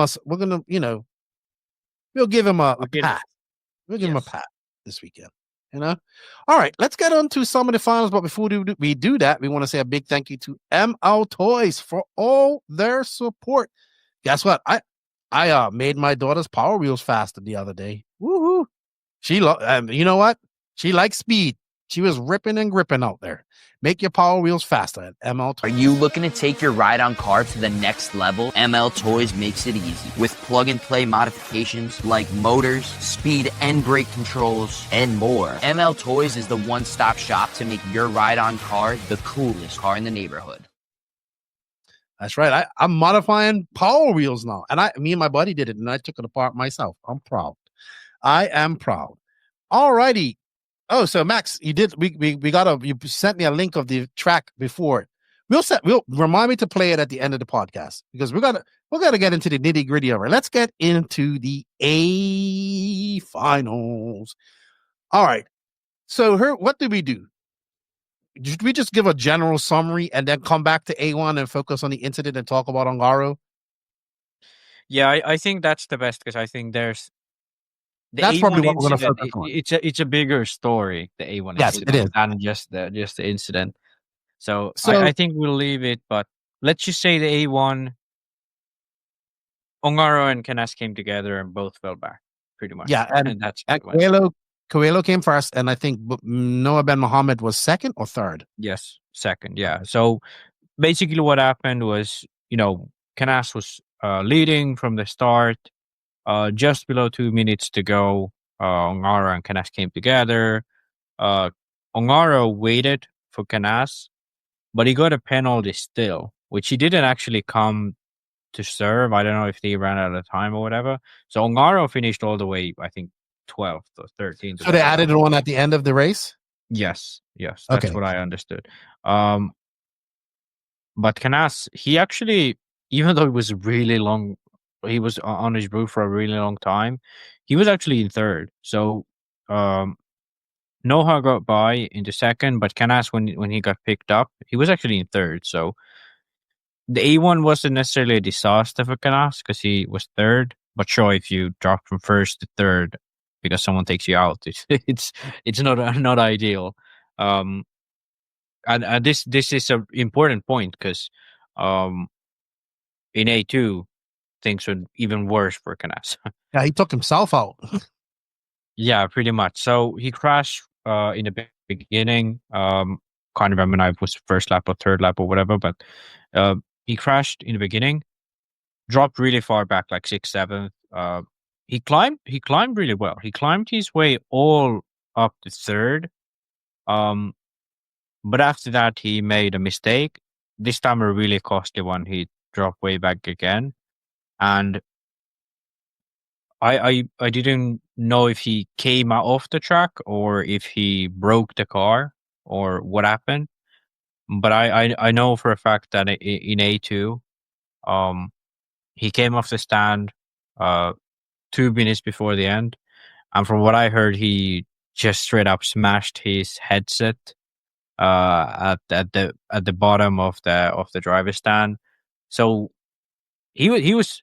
I think then he knew he was going to lose the championship, because if Ongaro gets that win and Coelho is second, that means that only Ongaro and Coelho can win after A2. So I think that's what he realized, that because when he made that final mistake from third, dropped back, and then eventually when he had to retire, he realized that if these top two holds, which it was gonna, because those two were definitely ahead of the field at that point, that was going to be it for him. That was going to be the race for him. Ronafo got close in the end, but like basically it was going to be Ongaro or Coelho, and both of them had a decent result below the belt. Well, Ongaro didn't, but like he had a good starting spot and so on. So, and he only had a third, so that was kind of it for him. And I do have to say, like, he kind of crumbled in A2 by himself. Like he there was a lot of pressure on him, and he couldn't sustain the pressure. But I do feel for him at the same time, because what happened in A1, it wasn't his fault. He got taken out by someone else, and then when you lose it like that, it's tough. So I do understand, but at the same time, like I wrote it in the notes, I think Canas crumbled in A2. Well, he did. And Ongaro took the win. And then in A3, I believe it was, hold on, we have results here. Yeah, in A2, basically, Canas dropped out. Ongaro led since Canas like crashed all the way to the end, leading with Coelho in second, with a decent gap between them. And in A3, it was basically now between Coelho and Ongaro. And Coelho was starting in third, but he crashed in the first lap. So basically, after the first lap, Ongaro knew as long as he brings it home in second, he's going to win the title. So this is basically the dynamic here. The A2 was really big because it meant a lot. Yeah, Ongaro and Canas were clearly the two fastest. Coelho, he was there, but not on their pace. Yeah, he was not on their pace. So when he got that win in A1, and it was a gift. It was a gift. But Canas finished in the third, and then in A2, when Coelho got that second, that meant that mathematically he couldn't win anymore, because even if it was that Coelho dropped the third in A2, then he would have a shot, and he could like fight with Ongaro to try to get Coelho and Ongaro to sort of drop back. Let's say Ronafo gets a second, and that would already give Canas the chance to have a better time and win. But here it was basically had nothing to do in A3, and well, he ended up winning by, I think it was over 5 seconds. It was like 6 seconds over Ongaro. Ongaro was just trying to bring it home, get that second, make the points, and get the title. And now that looking at the overall from the point of view of these top three, I think Coelho did what he could, maximized his result, got a win in A1, got a bit lucky, second in A2. In A3, he made a mistake on his own, but the real fight in this race was between Ongaro and Canas, and I gotta say that I think Canas in terms of speed. He should have won it. But this was really like a mental win for Ongaro. Like he did what he had to do to win the title, which is he didn't take any extra risks for himself. When it was him and Canas fighting it head to head, he went for it, and he took him out and he suffered. But when he was on the lead, he was calm. He wasn't taking risks. When he was in second and he knew this was enough, he wasn't overdriving. He wasn't trying to fight Canas or anything. He was just driving. He knew this was enough.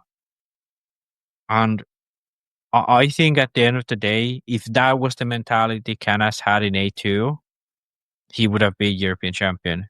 But he's a different type of driver. He goes always maximum and Emotional.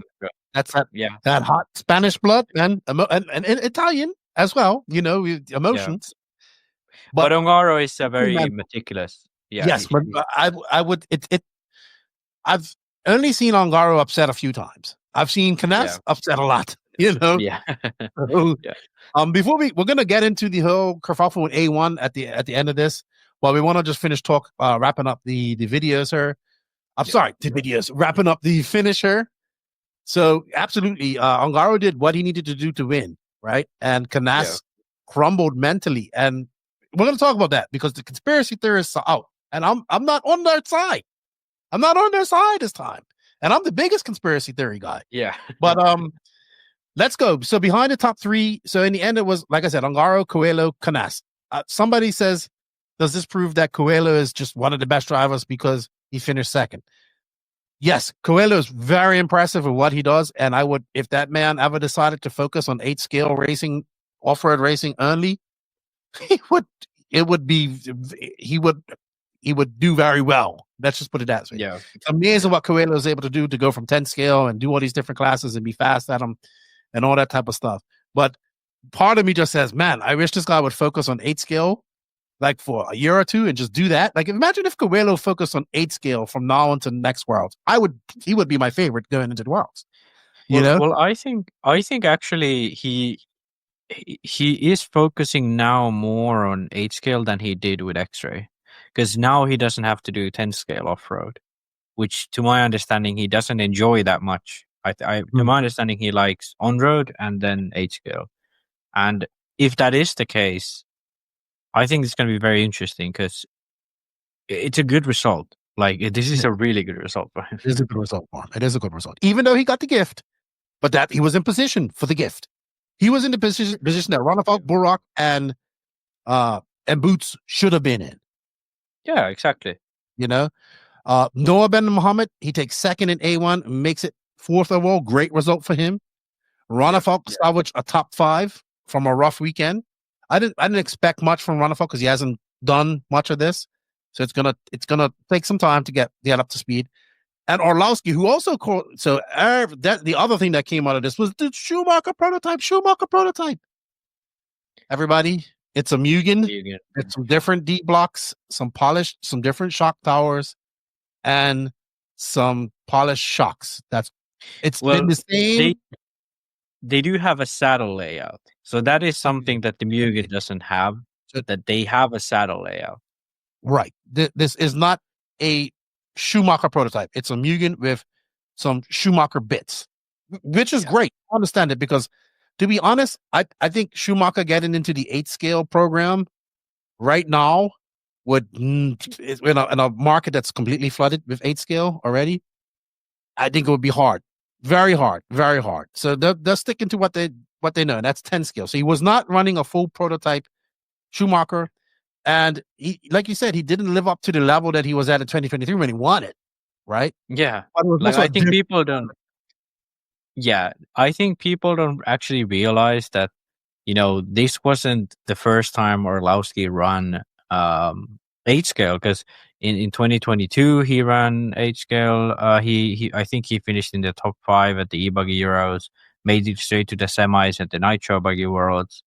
And in 2023, he was in Germany and he went to the warm-up. This was a very difficult track. And Very Yeah, like 'cause you were. it had a lot of Astro. Yeah, I was there. It had a lot of Astro, so I think that helped him a bit, sort of the 10 scale feel. And he actually won with this car. So Saddle Mugen with some bits from Trish.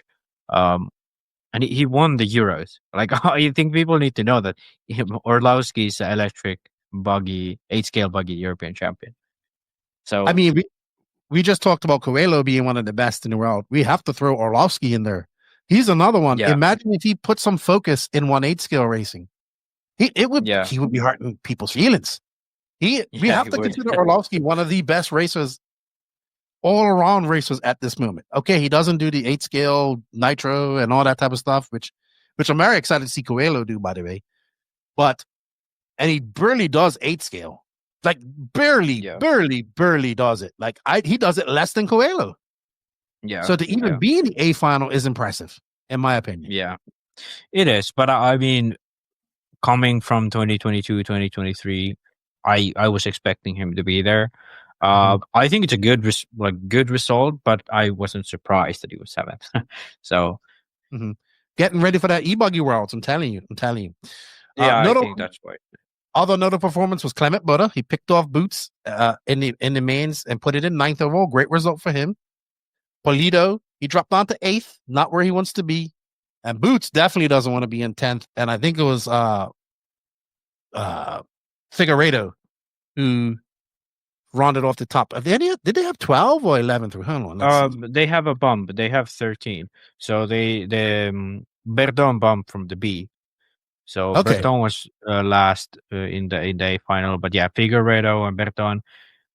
To be honest, neither of them do want to be in the bottom of an A final. Like they are a level of a driver that should be up there. With I mean, these are the guys that should at least be beating Orlowski. Yes. Pecco, you know what? Chase from Racecraft. I was on Wheel and Trigger a couple of weeks ago. He goes, "What about that guy, Parrot?" I was like, "Parrot? Who you talking about? You know, that guy you had on the podcast, Parrot. Is from Finland." I said, "Oh, Pecco. Yeah, that's his name." He goes, "I like how he talks." He called him Parrot. Pecco seems to have the curse that JQ had. Like his bags don't show up. His bags showed up like first day of qualifying.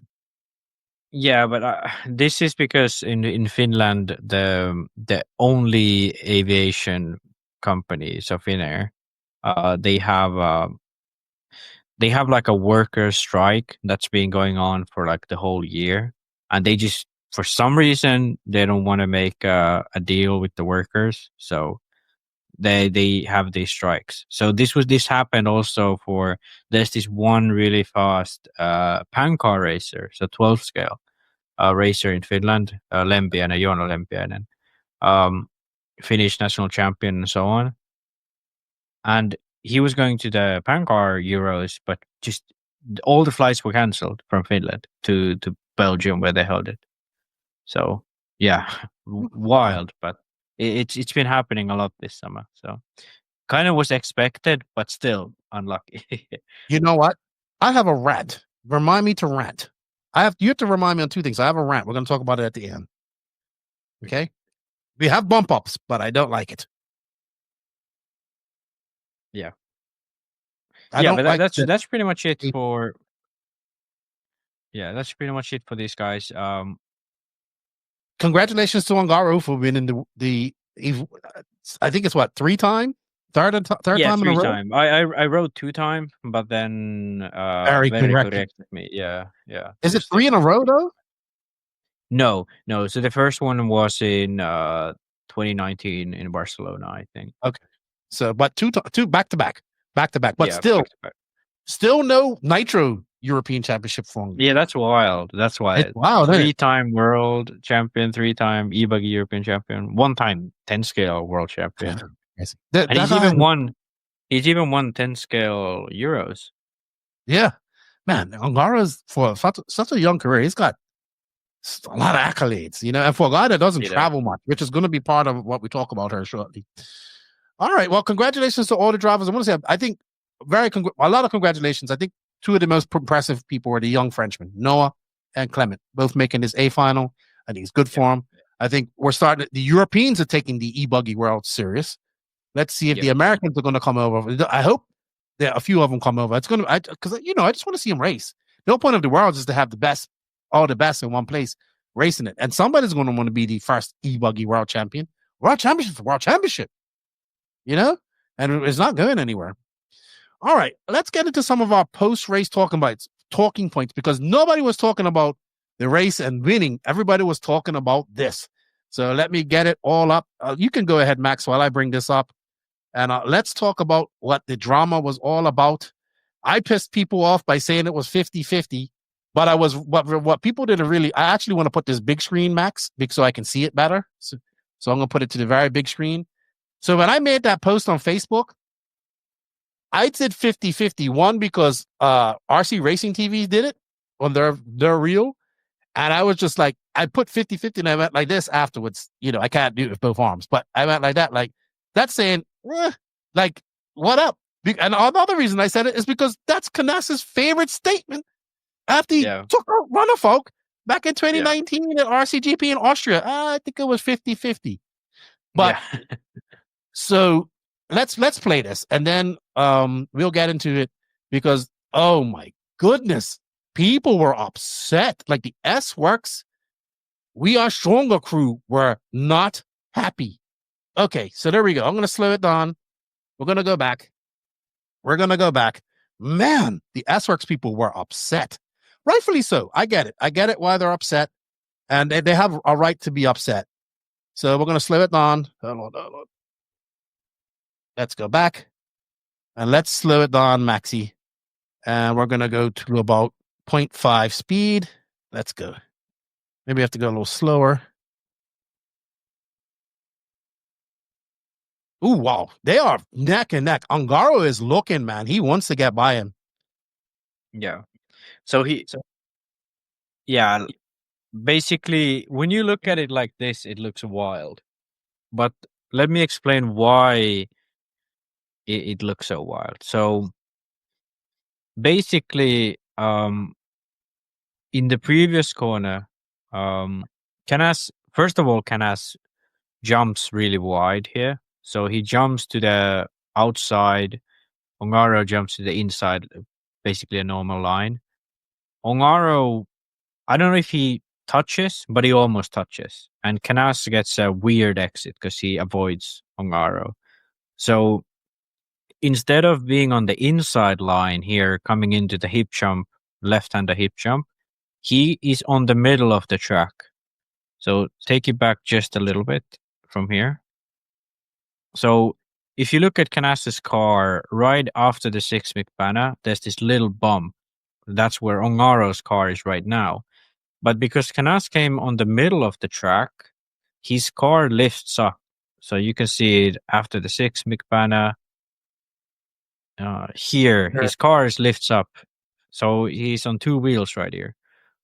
So what happens here, Ongaro even said it himself. He said that I saw Canas was on two wheels. So this is what he saw. He saw that Canas was on two wheels. And right now, Ongaro, usually at this point, he would still be on full throttle, but then lift off after the bump. But instead, what he does here is he stays on power and shoots to the inside.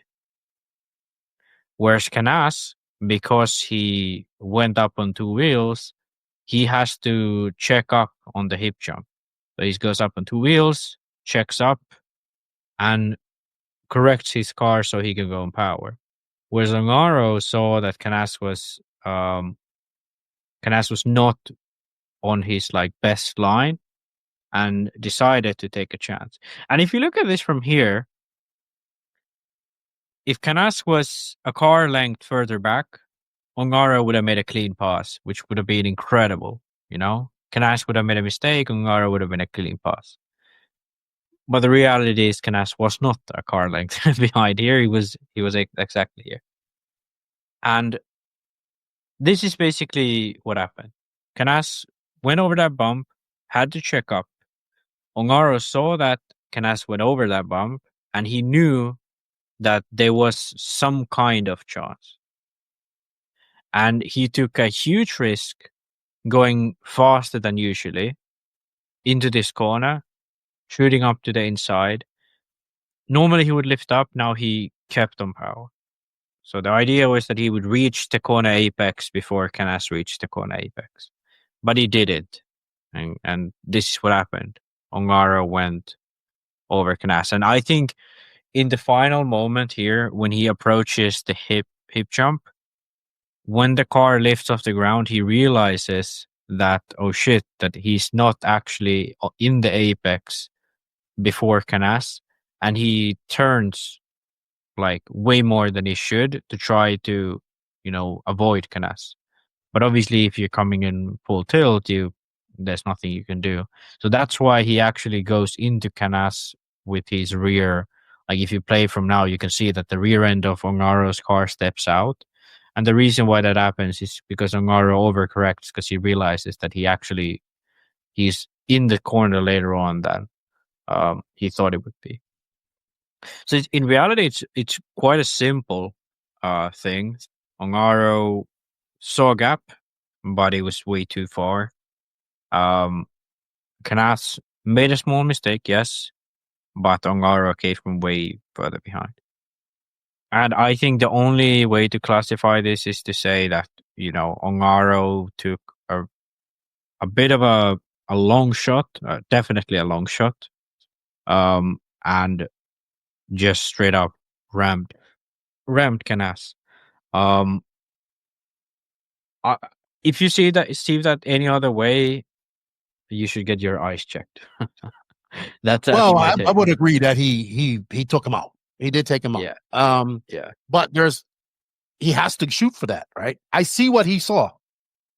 See what he saw. Because that's the first time I'm actually seeing it on a big screen, right? And he was able to slow it down and see. I see what he was trying to do. You see Canas getting squarely, and he shot for it.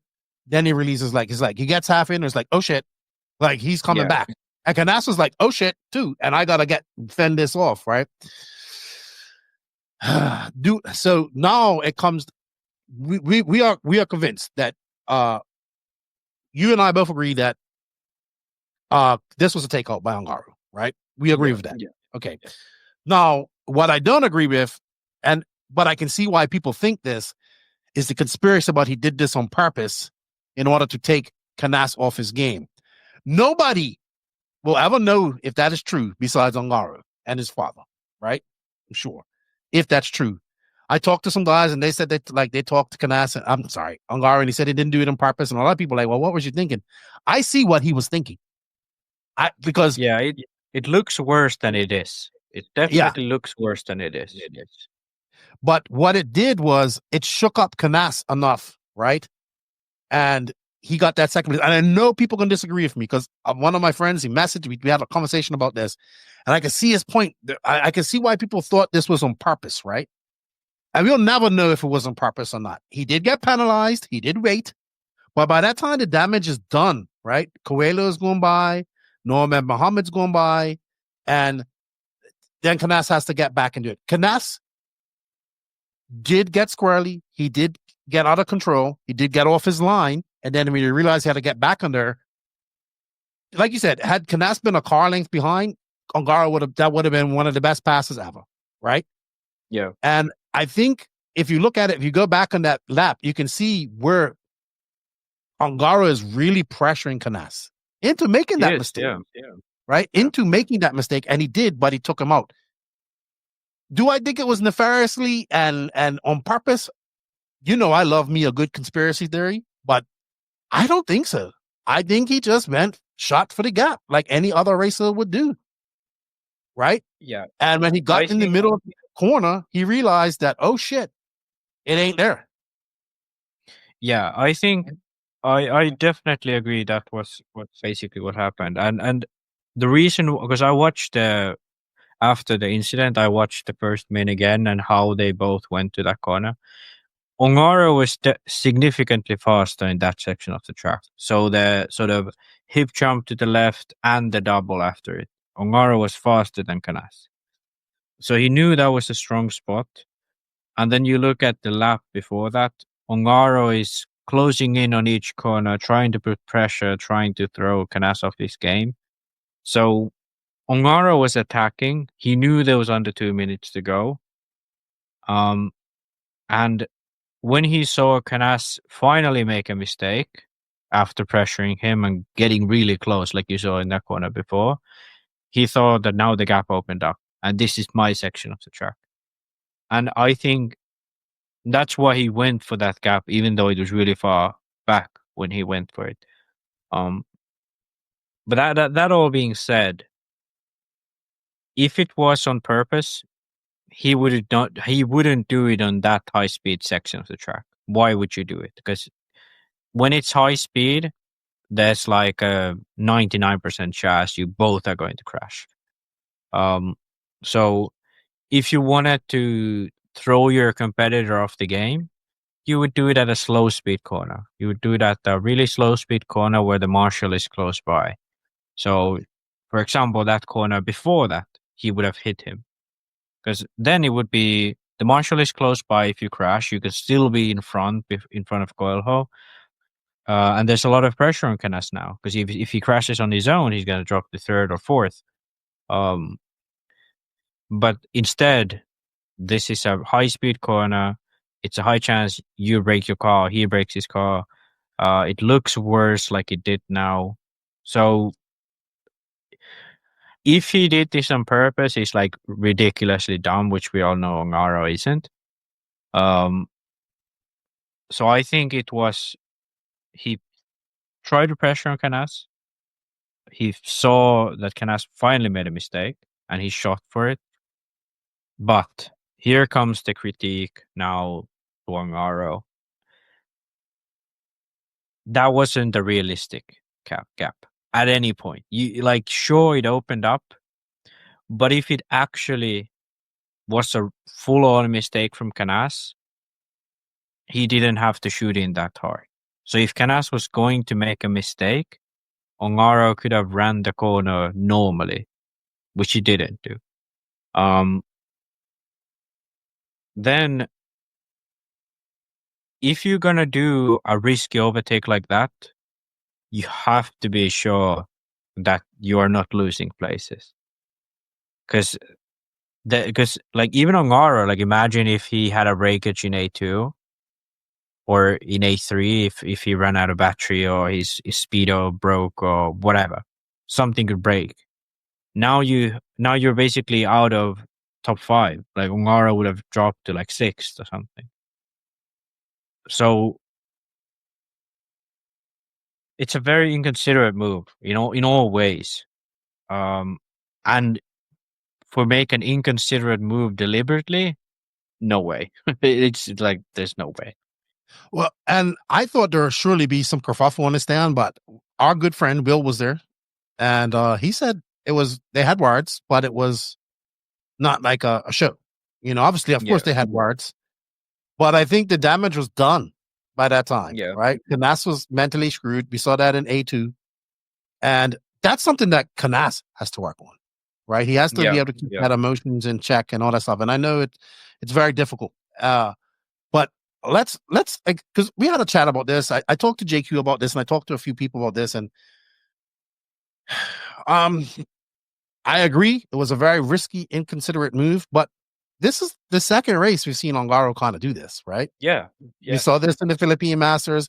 I know I got some flack because somebody was saying it wasn't that big of a deal. We saw him and Pecco again. If you want to listen to that, you can go listen to that. We have separate podcasts where JQ explains what happened between him and Pecco. The track, they came together twice, right? Or no, was it twice? Yeah, twice. Well, yeah. Kind of. Yeah.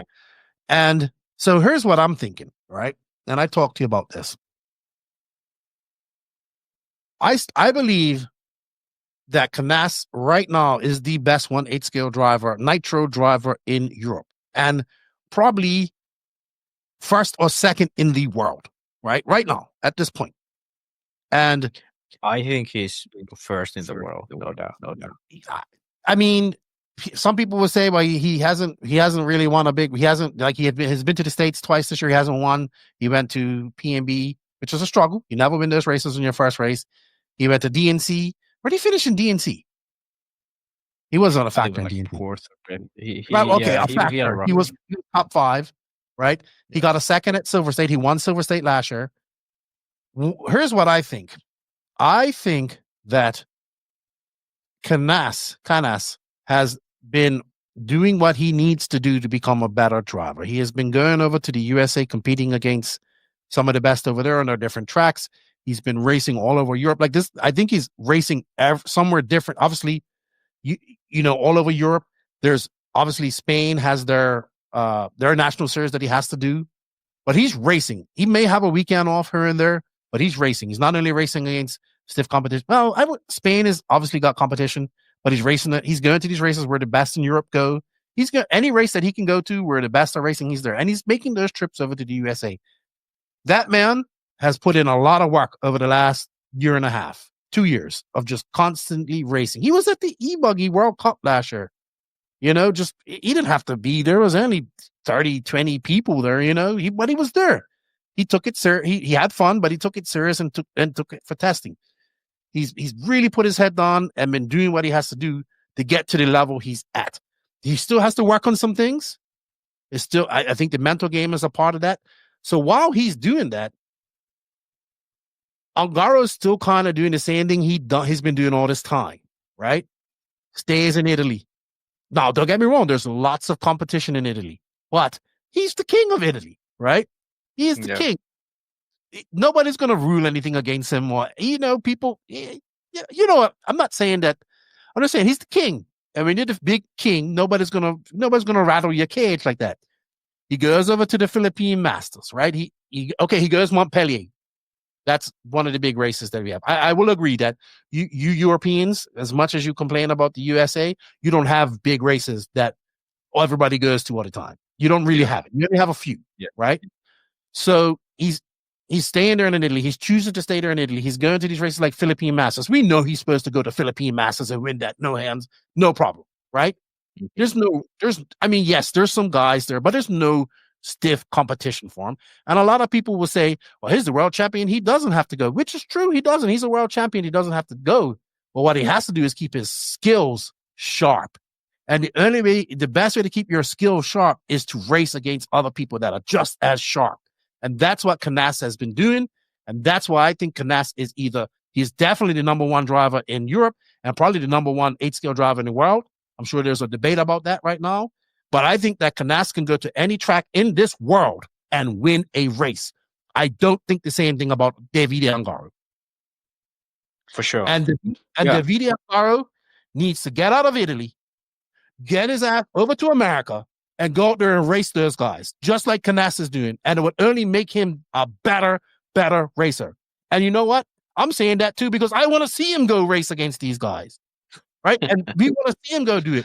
But I think what we're starting to see is a little bit of cracks in this wall that Ongaro has had. We're starting to see little hints of it. You know, we saw it last year at the Reg GP, right? Where he gets frustrated. Yep. I saw him getting frustrated. He does get frustrated. It takes a lot. It gets frustrated at RCGP. That incident with Pecco and all that stuff at the Philippine Masters. Canas and Ongaro used to be like, okay, they were competitors, but they were friends. I think they hate each other now. Like, they do not like each other. There's definitely some beef there. I don't care what anybody says. I know Canas wants to beat him, and he wants to beat Canas because that's his stuff. Everybody's talking about Canas, right? But if that said, I wouldn't be surprised if Ongaro goes over and wins the World Championship next year, right? But you can't knock Canas for what he's been doing. He's been putting in the work. And I'm not saying that Ongaro isn't putting in work, right? But he's got to start doing things differently because these guys are getting faster. These guys are racing against each other. And I think that lack of racing at that high level, we're starting to see desperate moves like this, right? Exactly. How I feel about the situation. And I'm sure, and this is no disrespect to Ongaro, his family, or any of his accomplishments. I think he's still one of the best. He's a 3-time world champion. We probably won't ever see that happen again. You know, the man is incredible, what he can do with an RC car, right? But you have to get out of your comfort zone to become a better racer. And that's exactly what Juan Carlos Canas has been doing for the last 2 years. Exactly. I think, like, from the standpoint of how good Canas is, that's exactly why he's so good right now. And also from the standpoint of why Ongaro seems to be having these moments where he collides with these guys and gets more frustrated. And it, it's the first time in a long time where when he's at his best, he has competition. Because in 2018, in 2019 even, 2022 at the Worlds, he kind of never had competition. And if he had competition, he was like struggling. But now he's with, like, Matrix tires are working again. He's all his package is good. He has the best equipment he can have for himself. But he's having difficulties being in the front and leading and dominating like he's used to. And I think he has this, like, I think when you win that much, you develop this idea that I should be winning. So then your brain is kind of wired in a way, like, if I'm not winning, I deserve the win, you know? And this is, if you want to study, this is a scientific phenomenon that if let's say you're rich, you think you deserve to be rich. And if you win a lot, you deserve to win. So I think, like, that's where he's at right now. And when he's not actually winning that much, like, he won this race. But when he's not, like, consistently TQing rounds and leading and dominating, when you see a gap like that, you're just like, okay, now is my chance to take it. And he takes it. And then, like, there is a world where Canas wins A1, blows out in A2, and wins A3 and wins the championship. So, like, in theory, this risk that Ongaro take could be the reason why he's European champion right now. So, like, in a weird, twisted way, that thought of like, okay, I should win and I deserve the win and I'm taking extra risks to win it, actually works, and like, you could pull the whole analogy to real life and so on, that when you think you should win, you take more risks and you win.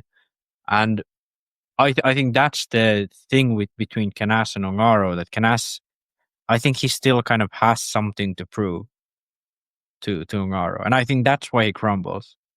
And I think that's why Ongaro doesn't.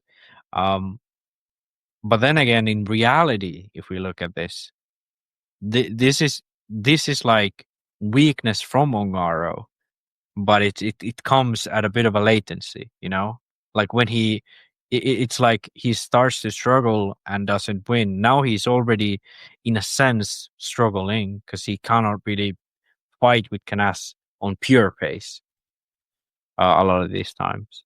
But I think this dynamic is amazing. You remember last time at IBC when these two battled it out? When he was actually there. Yeah. Oh, yes. Epic race. You should go watch it.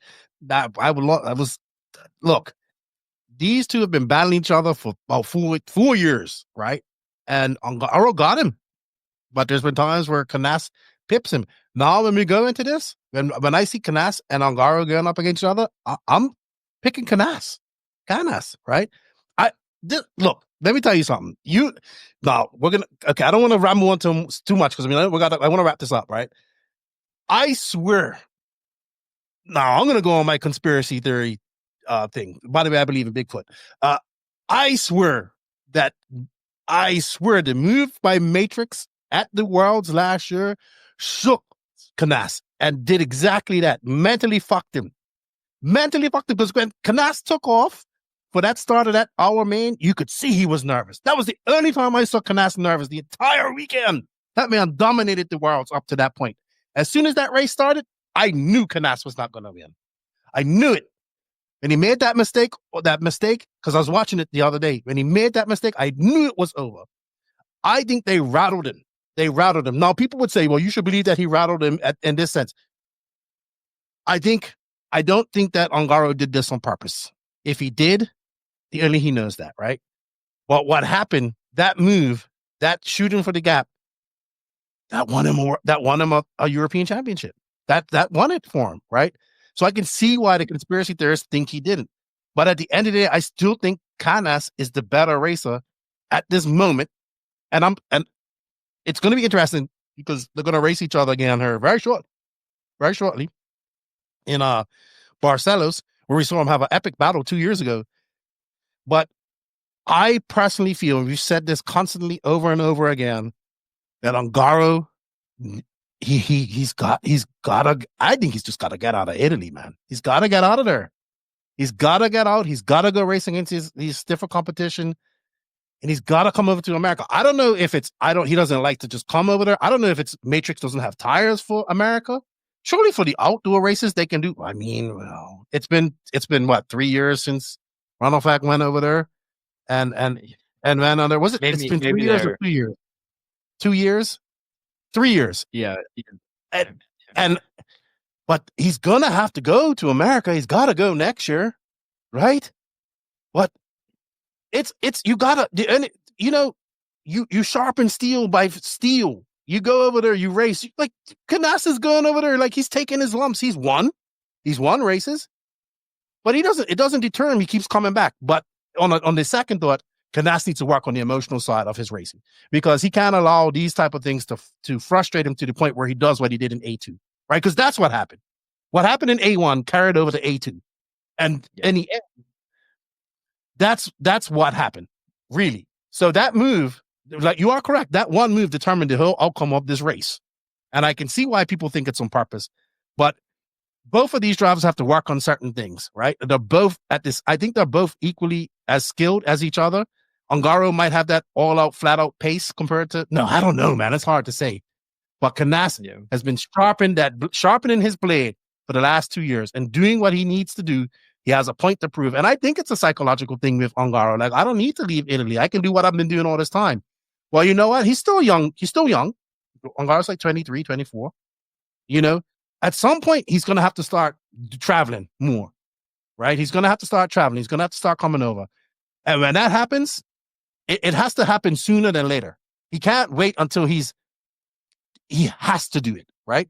You know what I mean? I think so too. Yeah.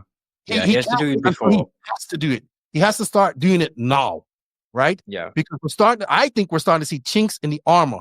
Yes, people will say, well, he's a world champion. Yes, he is. He is. He's a 3-time world champion in 8 scale. But let's be honest. The fastest man at that race the entire week last year was Canas, right? Yeah.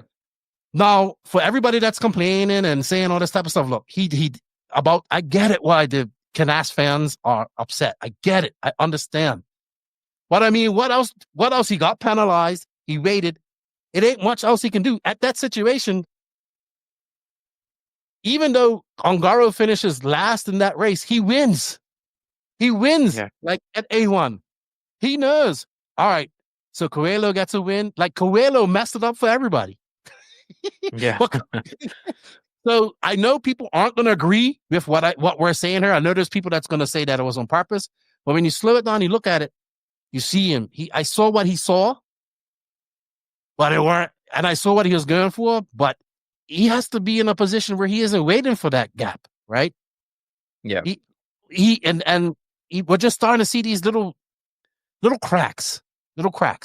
And I'm not saying that he's, you get what I'm saying when I said he has to start going to these races and sharpening before he has to do it, right? Yeah. It's like you know what I mean? Like somebody that stays around, and that's my personal feelings on it. A part of that is that I want to see Ongaro come and race in America, and I've been saying that for many many years.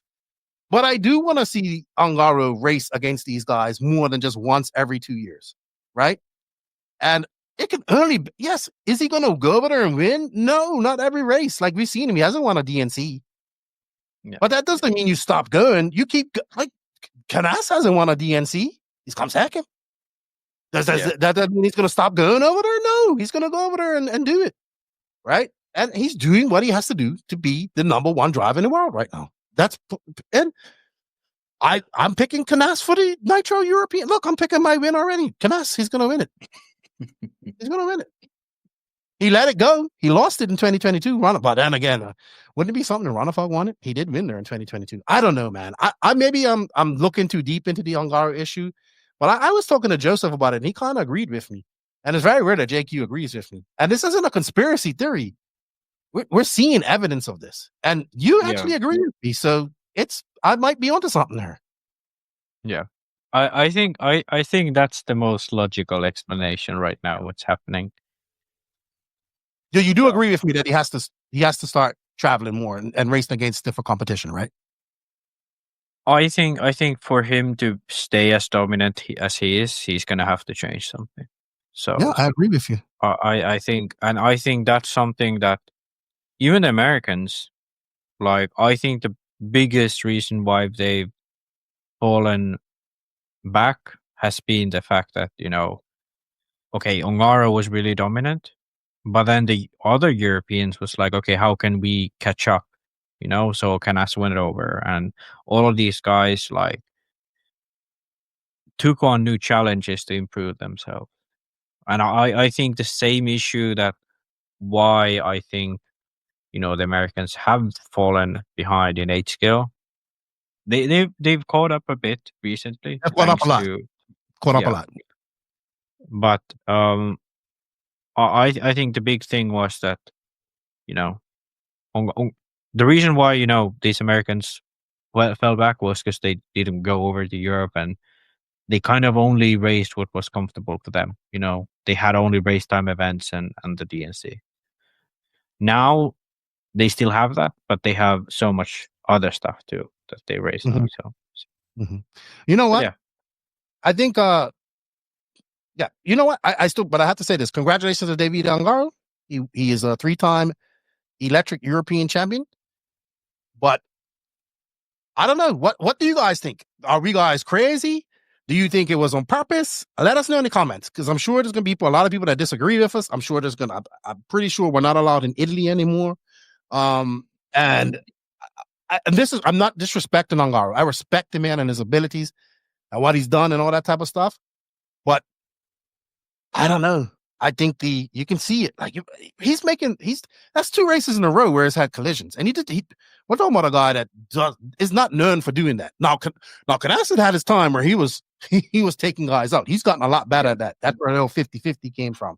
So, but he's doing he's doing what he has to do to get better, and it's showing. It's showing. So let us know what you think down there in the comments about that. Our synopsis on the incident with with Canas and Ongaro. All right, we're going to move on to our Clinic RC winners and losers brands. You have Associated, Affinity, Sparko, and Hobbywing as your winners at the EBuggy Euros. Yeah. I think because they had Ongaro in the main and then another driver, which is always a win for AE in Europe. Or in general at this rate. Infinity, first European Championship with their EBuggy, first European Championship with Coelho, and a second place finish. I think that's a win, no doubt. Sparko, similar thing, really low profile, really no top pros in Europe, and then 4th place finish in the Euros. Like, how good could you expect? I think this is as good as it gets. And then I want to put Hobbywing as a winner, and I think this is really mostly because, and correct me if I'm wrong, Bruno runs Hobbywing. Isn't that correct? I will let look me while actually you double. Yeah, I'm not sure if Bruno runs, but either way, a lot of these guys have switched to Coyote. They have a huge presence in America. LRP has transferred onto a big presence recently. A lot of manufacturers are pushing in the electric sphere. I think Canas, I think he runs Reds Electronics, if I'm not totally wrong. Um, Bruno is on Hobbywing. and then the sort of OG Hobbywing comes and takes 1-2 at the Euro. So It's a lot of work, dude. So yeah. you know what? I wanna leave this on something, and then we're gonna move on and get to our conclusion. On my INS 15 mid-season recap with Jason Runa, shameless plug because it was a great damn podcast, by the way. He said something that kind of applies to this situation. He was talking about he was talking about how we see these at RC1. We saw these guys able to do this type of line that us mere mortals weren't be able to do it. And he goes, yeah, these guys' mentality is they see that, and that's what they plan to do. Like, they're not doing that by accident. That's what they expect to happen. He says it's when mistakes happen that they get caught off guard because they weren't expecting that. They're like, oh, I went through there fast that time. I could go past this faster, you know? So what I'm trying to say is they expect, like, I can see that Ongaro expected to make it through that, right? But that surprise was when Canas just turned back in, and Canas made his mistake and turned back in too, right? But he still was ahead of him and came back into the apex. So basically what Jason was saying is that you can see that these guys expect to make that move, and that's where they expect to go. And when it doesn't work out for them, they're like shocked, right? Because they're so programmed to do it, right? They're so like, hey, I did it right. Why can't I do it again? What happened there? You know, and that surprises them. And that's because these guys are planning to put their cars there and do that. So I don't know, man. It was dramatic. It caused a lot of talk on the interwebs over this last week. And of course, we're going to get accused of, you guys just focus on the drama. You guys just focus on the drama. That's what we're going to get accused of next. You know what? Let's put up this. So this is what the track looked like. Sorry. This is what the track looked like prior to this track. We're just going to play it real quick so you guys can have a look. And actually, Coelho is in this. So Coelho's out front. Oh, he was out front. That's Jordan Newman out front. Yeah. What a different track this was. Jesus. Yeah, this is insane how like different it was, like concrete, AstroTurf, really rough clay. That's 10 scale. Yeah. Jorn Newman. All right, a trip down memory lane. One more lap, and then we will get under. And I have one more rant, and then we're going to conclude. I don't want the rant to be long. So let's shut that down. All right, Max. You know what? A big shout out to Techno RC for all their continued support. Thank you, Techno, for all your support. Good luck to all the Techno drivers at the upcoming Raw Nationals. Ooh, we should do Raw Nats pick. That we're going to do. We're going to do a rant and Raw Nats picks after this. Big shout out to Techno RC. Techno RC. Techno RC is a championship-winning manufacturer of high-performance A-scale, 10-scale, nitro, and electric RC buggies and trucks. With a worldwide dealer network, USA and Europe-based headquarters, comprehensive warranty program, and global race support, Techno RC is excellence in RC. View the full lineup of Techno RC race-proven vehicles by visiting www.technorc.com. That's right. Thank you. And big shout out to Techno RC. Here's my rant, and then we're going to go into picks. Or should we just let's do the picks real quick. Who are you picking for Nitro Buggy at the Raw Nationals next week, Max? It's going to be a Thornhill. Fen won the warm-up race. Yeah. Yeah, because it's Thornhill, it's got to be Fend. Like, I don't see Mayfield. I'm going to go with a little bit of wild one. Oh, wait, it could be Fuller, to be honest. But he struggled at the warm-up a lot. But he was there on his own, too, by the way. Yeah. Let's say Fend, Fuller, Van Dalen. Let's go with that one. Ooh. Mayfield out of the top 3 on this one. It's a bit of a risk not picking Mayfield, but who am I going to pick this week? You know what? I'm going out on a limb this weekend. You going on a limb? Oh yeah, next weekend. Brandon Rose, Fuller, Fend. Wow, you're going for the home hero? I mean, that's not actually that bad of a pick because Associate's really strong on this track in the past with Rivkin. I forgot about Rivkin. Is he going though? Yeah, of course he's going. He's going. Wait. Who did you pick? You It's picked a world's. Road? Hold on. It's a. This is a. I believe it is a. Yeah, world's qualifying. Oh yeah, he has to go. So, he has to go. So it is. I mean, I'm sure he'll make it. He'll be able to get a spot. But yeah, I don't know. You know what? Let us know what you think. Your top 3 picks for Nitro Buggy. All right, EBuggy. Fuller. I'm getting Fuller. Fuller, Little Bump, Lutz.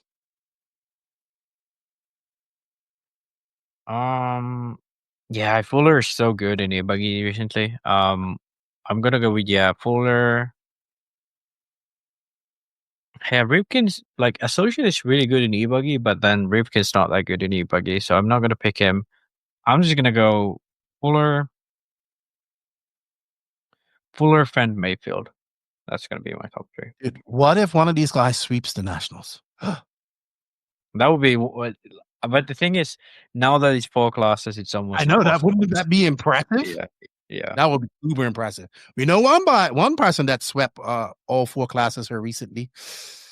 All right. My rant for today is, and it's going to be quite quick. I love that we have the bump ups in the EBuggy in the 8 scale EBuggies, but can we get rid of the fucking triple mains for everybody, please? I think it's stupid. You think it's stupid? N scale, I think it's stupid in 8 scale. You know who gets triple A mains? You know who gets triple mains? The people that make it to the fucking A main. Not everybody gets triple A mains. Not everybody gets triple mains. I think it's stupid. I kind of disagree, dude. I kind of disagree. That's good. You can disagree with it. I get it. People want to get as much runtime as possible, but it takes away the whole bump game. It takes the logical. You can only bump up to the B. Did they have an LCQ? How did it work? Basically, the B main has a bump up, so it's like everyone like the mains are run on Sunday, so the first run on Sunday is a practice, so it's a 10-minute practice run for everyone except the B main. For the B main, it's an LCQ. And then they have. I get why they do it. I know why they do it because they have to fill in time and they have to give people space and the thing, but space in between the mains, the A finals. But I don't know, man. It kind of takes away the thrill of the triple A final for me. For me personally, I don't. Yeah, I think what they should do is definitely do a bump up for everyone. The difficult part about it is that because there's only one class, you cannot do like you bump up to the next one. I understand why they do it. That's why I think they should run E-Truggy at these races. E-Truggy is grand. Just run it. Yeah, run it, and then you can fill in that space. I understand why they do it. I'm just not a fan of it. I'm glad we have bump ups though. I am glad we have bump ups, but I'm just not a fan of. I've never been a fan of the triple mains for everybody because I think the triple main should be just for the A final. In my opinion. Yeah, I think when it's 10-minute mains, I can justify just one. But for 10 scale, when it's just 1 5-minute main and you've been there qualifying for 3 days, it's a little bit silly. But sure, if it's not for bump ups, then it doesn't make any sense either way. But yeah. No, I don't mind the triple A finals in EBuggy, but I just don't think B main needs it, C main needs it, D main needs it. But I also understand that the people that are in that class, they want to get to run time and they want to race as well. Yeah. I get that. I understand. That's the reason why they do it. But I do think like we need to incorporate bump ups to EBuggy. I agree. Right now, it doesn't make sense. I love because that makes every race special, right? There's something special at every race. There's a prize at every race. There's that bump to the next race. Right. And that's what I like about it. And that's one of my biggest pet peeves with 10 scale. So, but I understand why they do it, but I don't like it. And I'm not saying it's anything bad against people that want to get their run time and all that type of stuff. And I understand that they have to fill in the time gap so people can do the A mains. But that's why I think it would be perfect to run second class at this race. And you can do it because it's not that many entries, and it's just a pet peeve of mine. But nothing special. It just was a rant because I like the bumps. Max, you know what? Let us know in the comments what you think. Should everybody have triple finals? Should it be like Nitro where you bump up main to main to main? And let us know in the comments. And also, you know what, guys? We're almost at 7,000 subs. The goal is, we're almost there. The goal is 10,000. I don't know if we're going to get there this year, but I see a lot of you guys aren't really subs to this channel. All you have to do is hit that like button, hit that sub button, hit that notification button. It helps this channel out. It's absolutely free. It doesn't cost you anything. Don't forget to do that. Max, I know it's late there in Finland. I know your girlfriend's waiting for you. Thank you for your time, Max. Have a great weekend. Try not to disrupt the world too much. Try not to, lay down in front of bulldozers.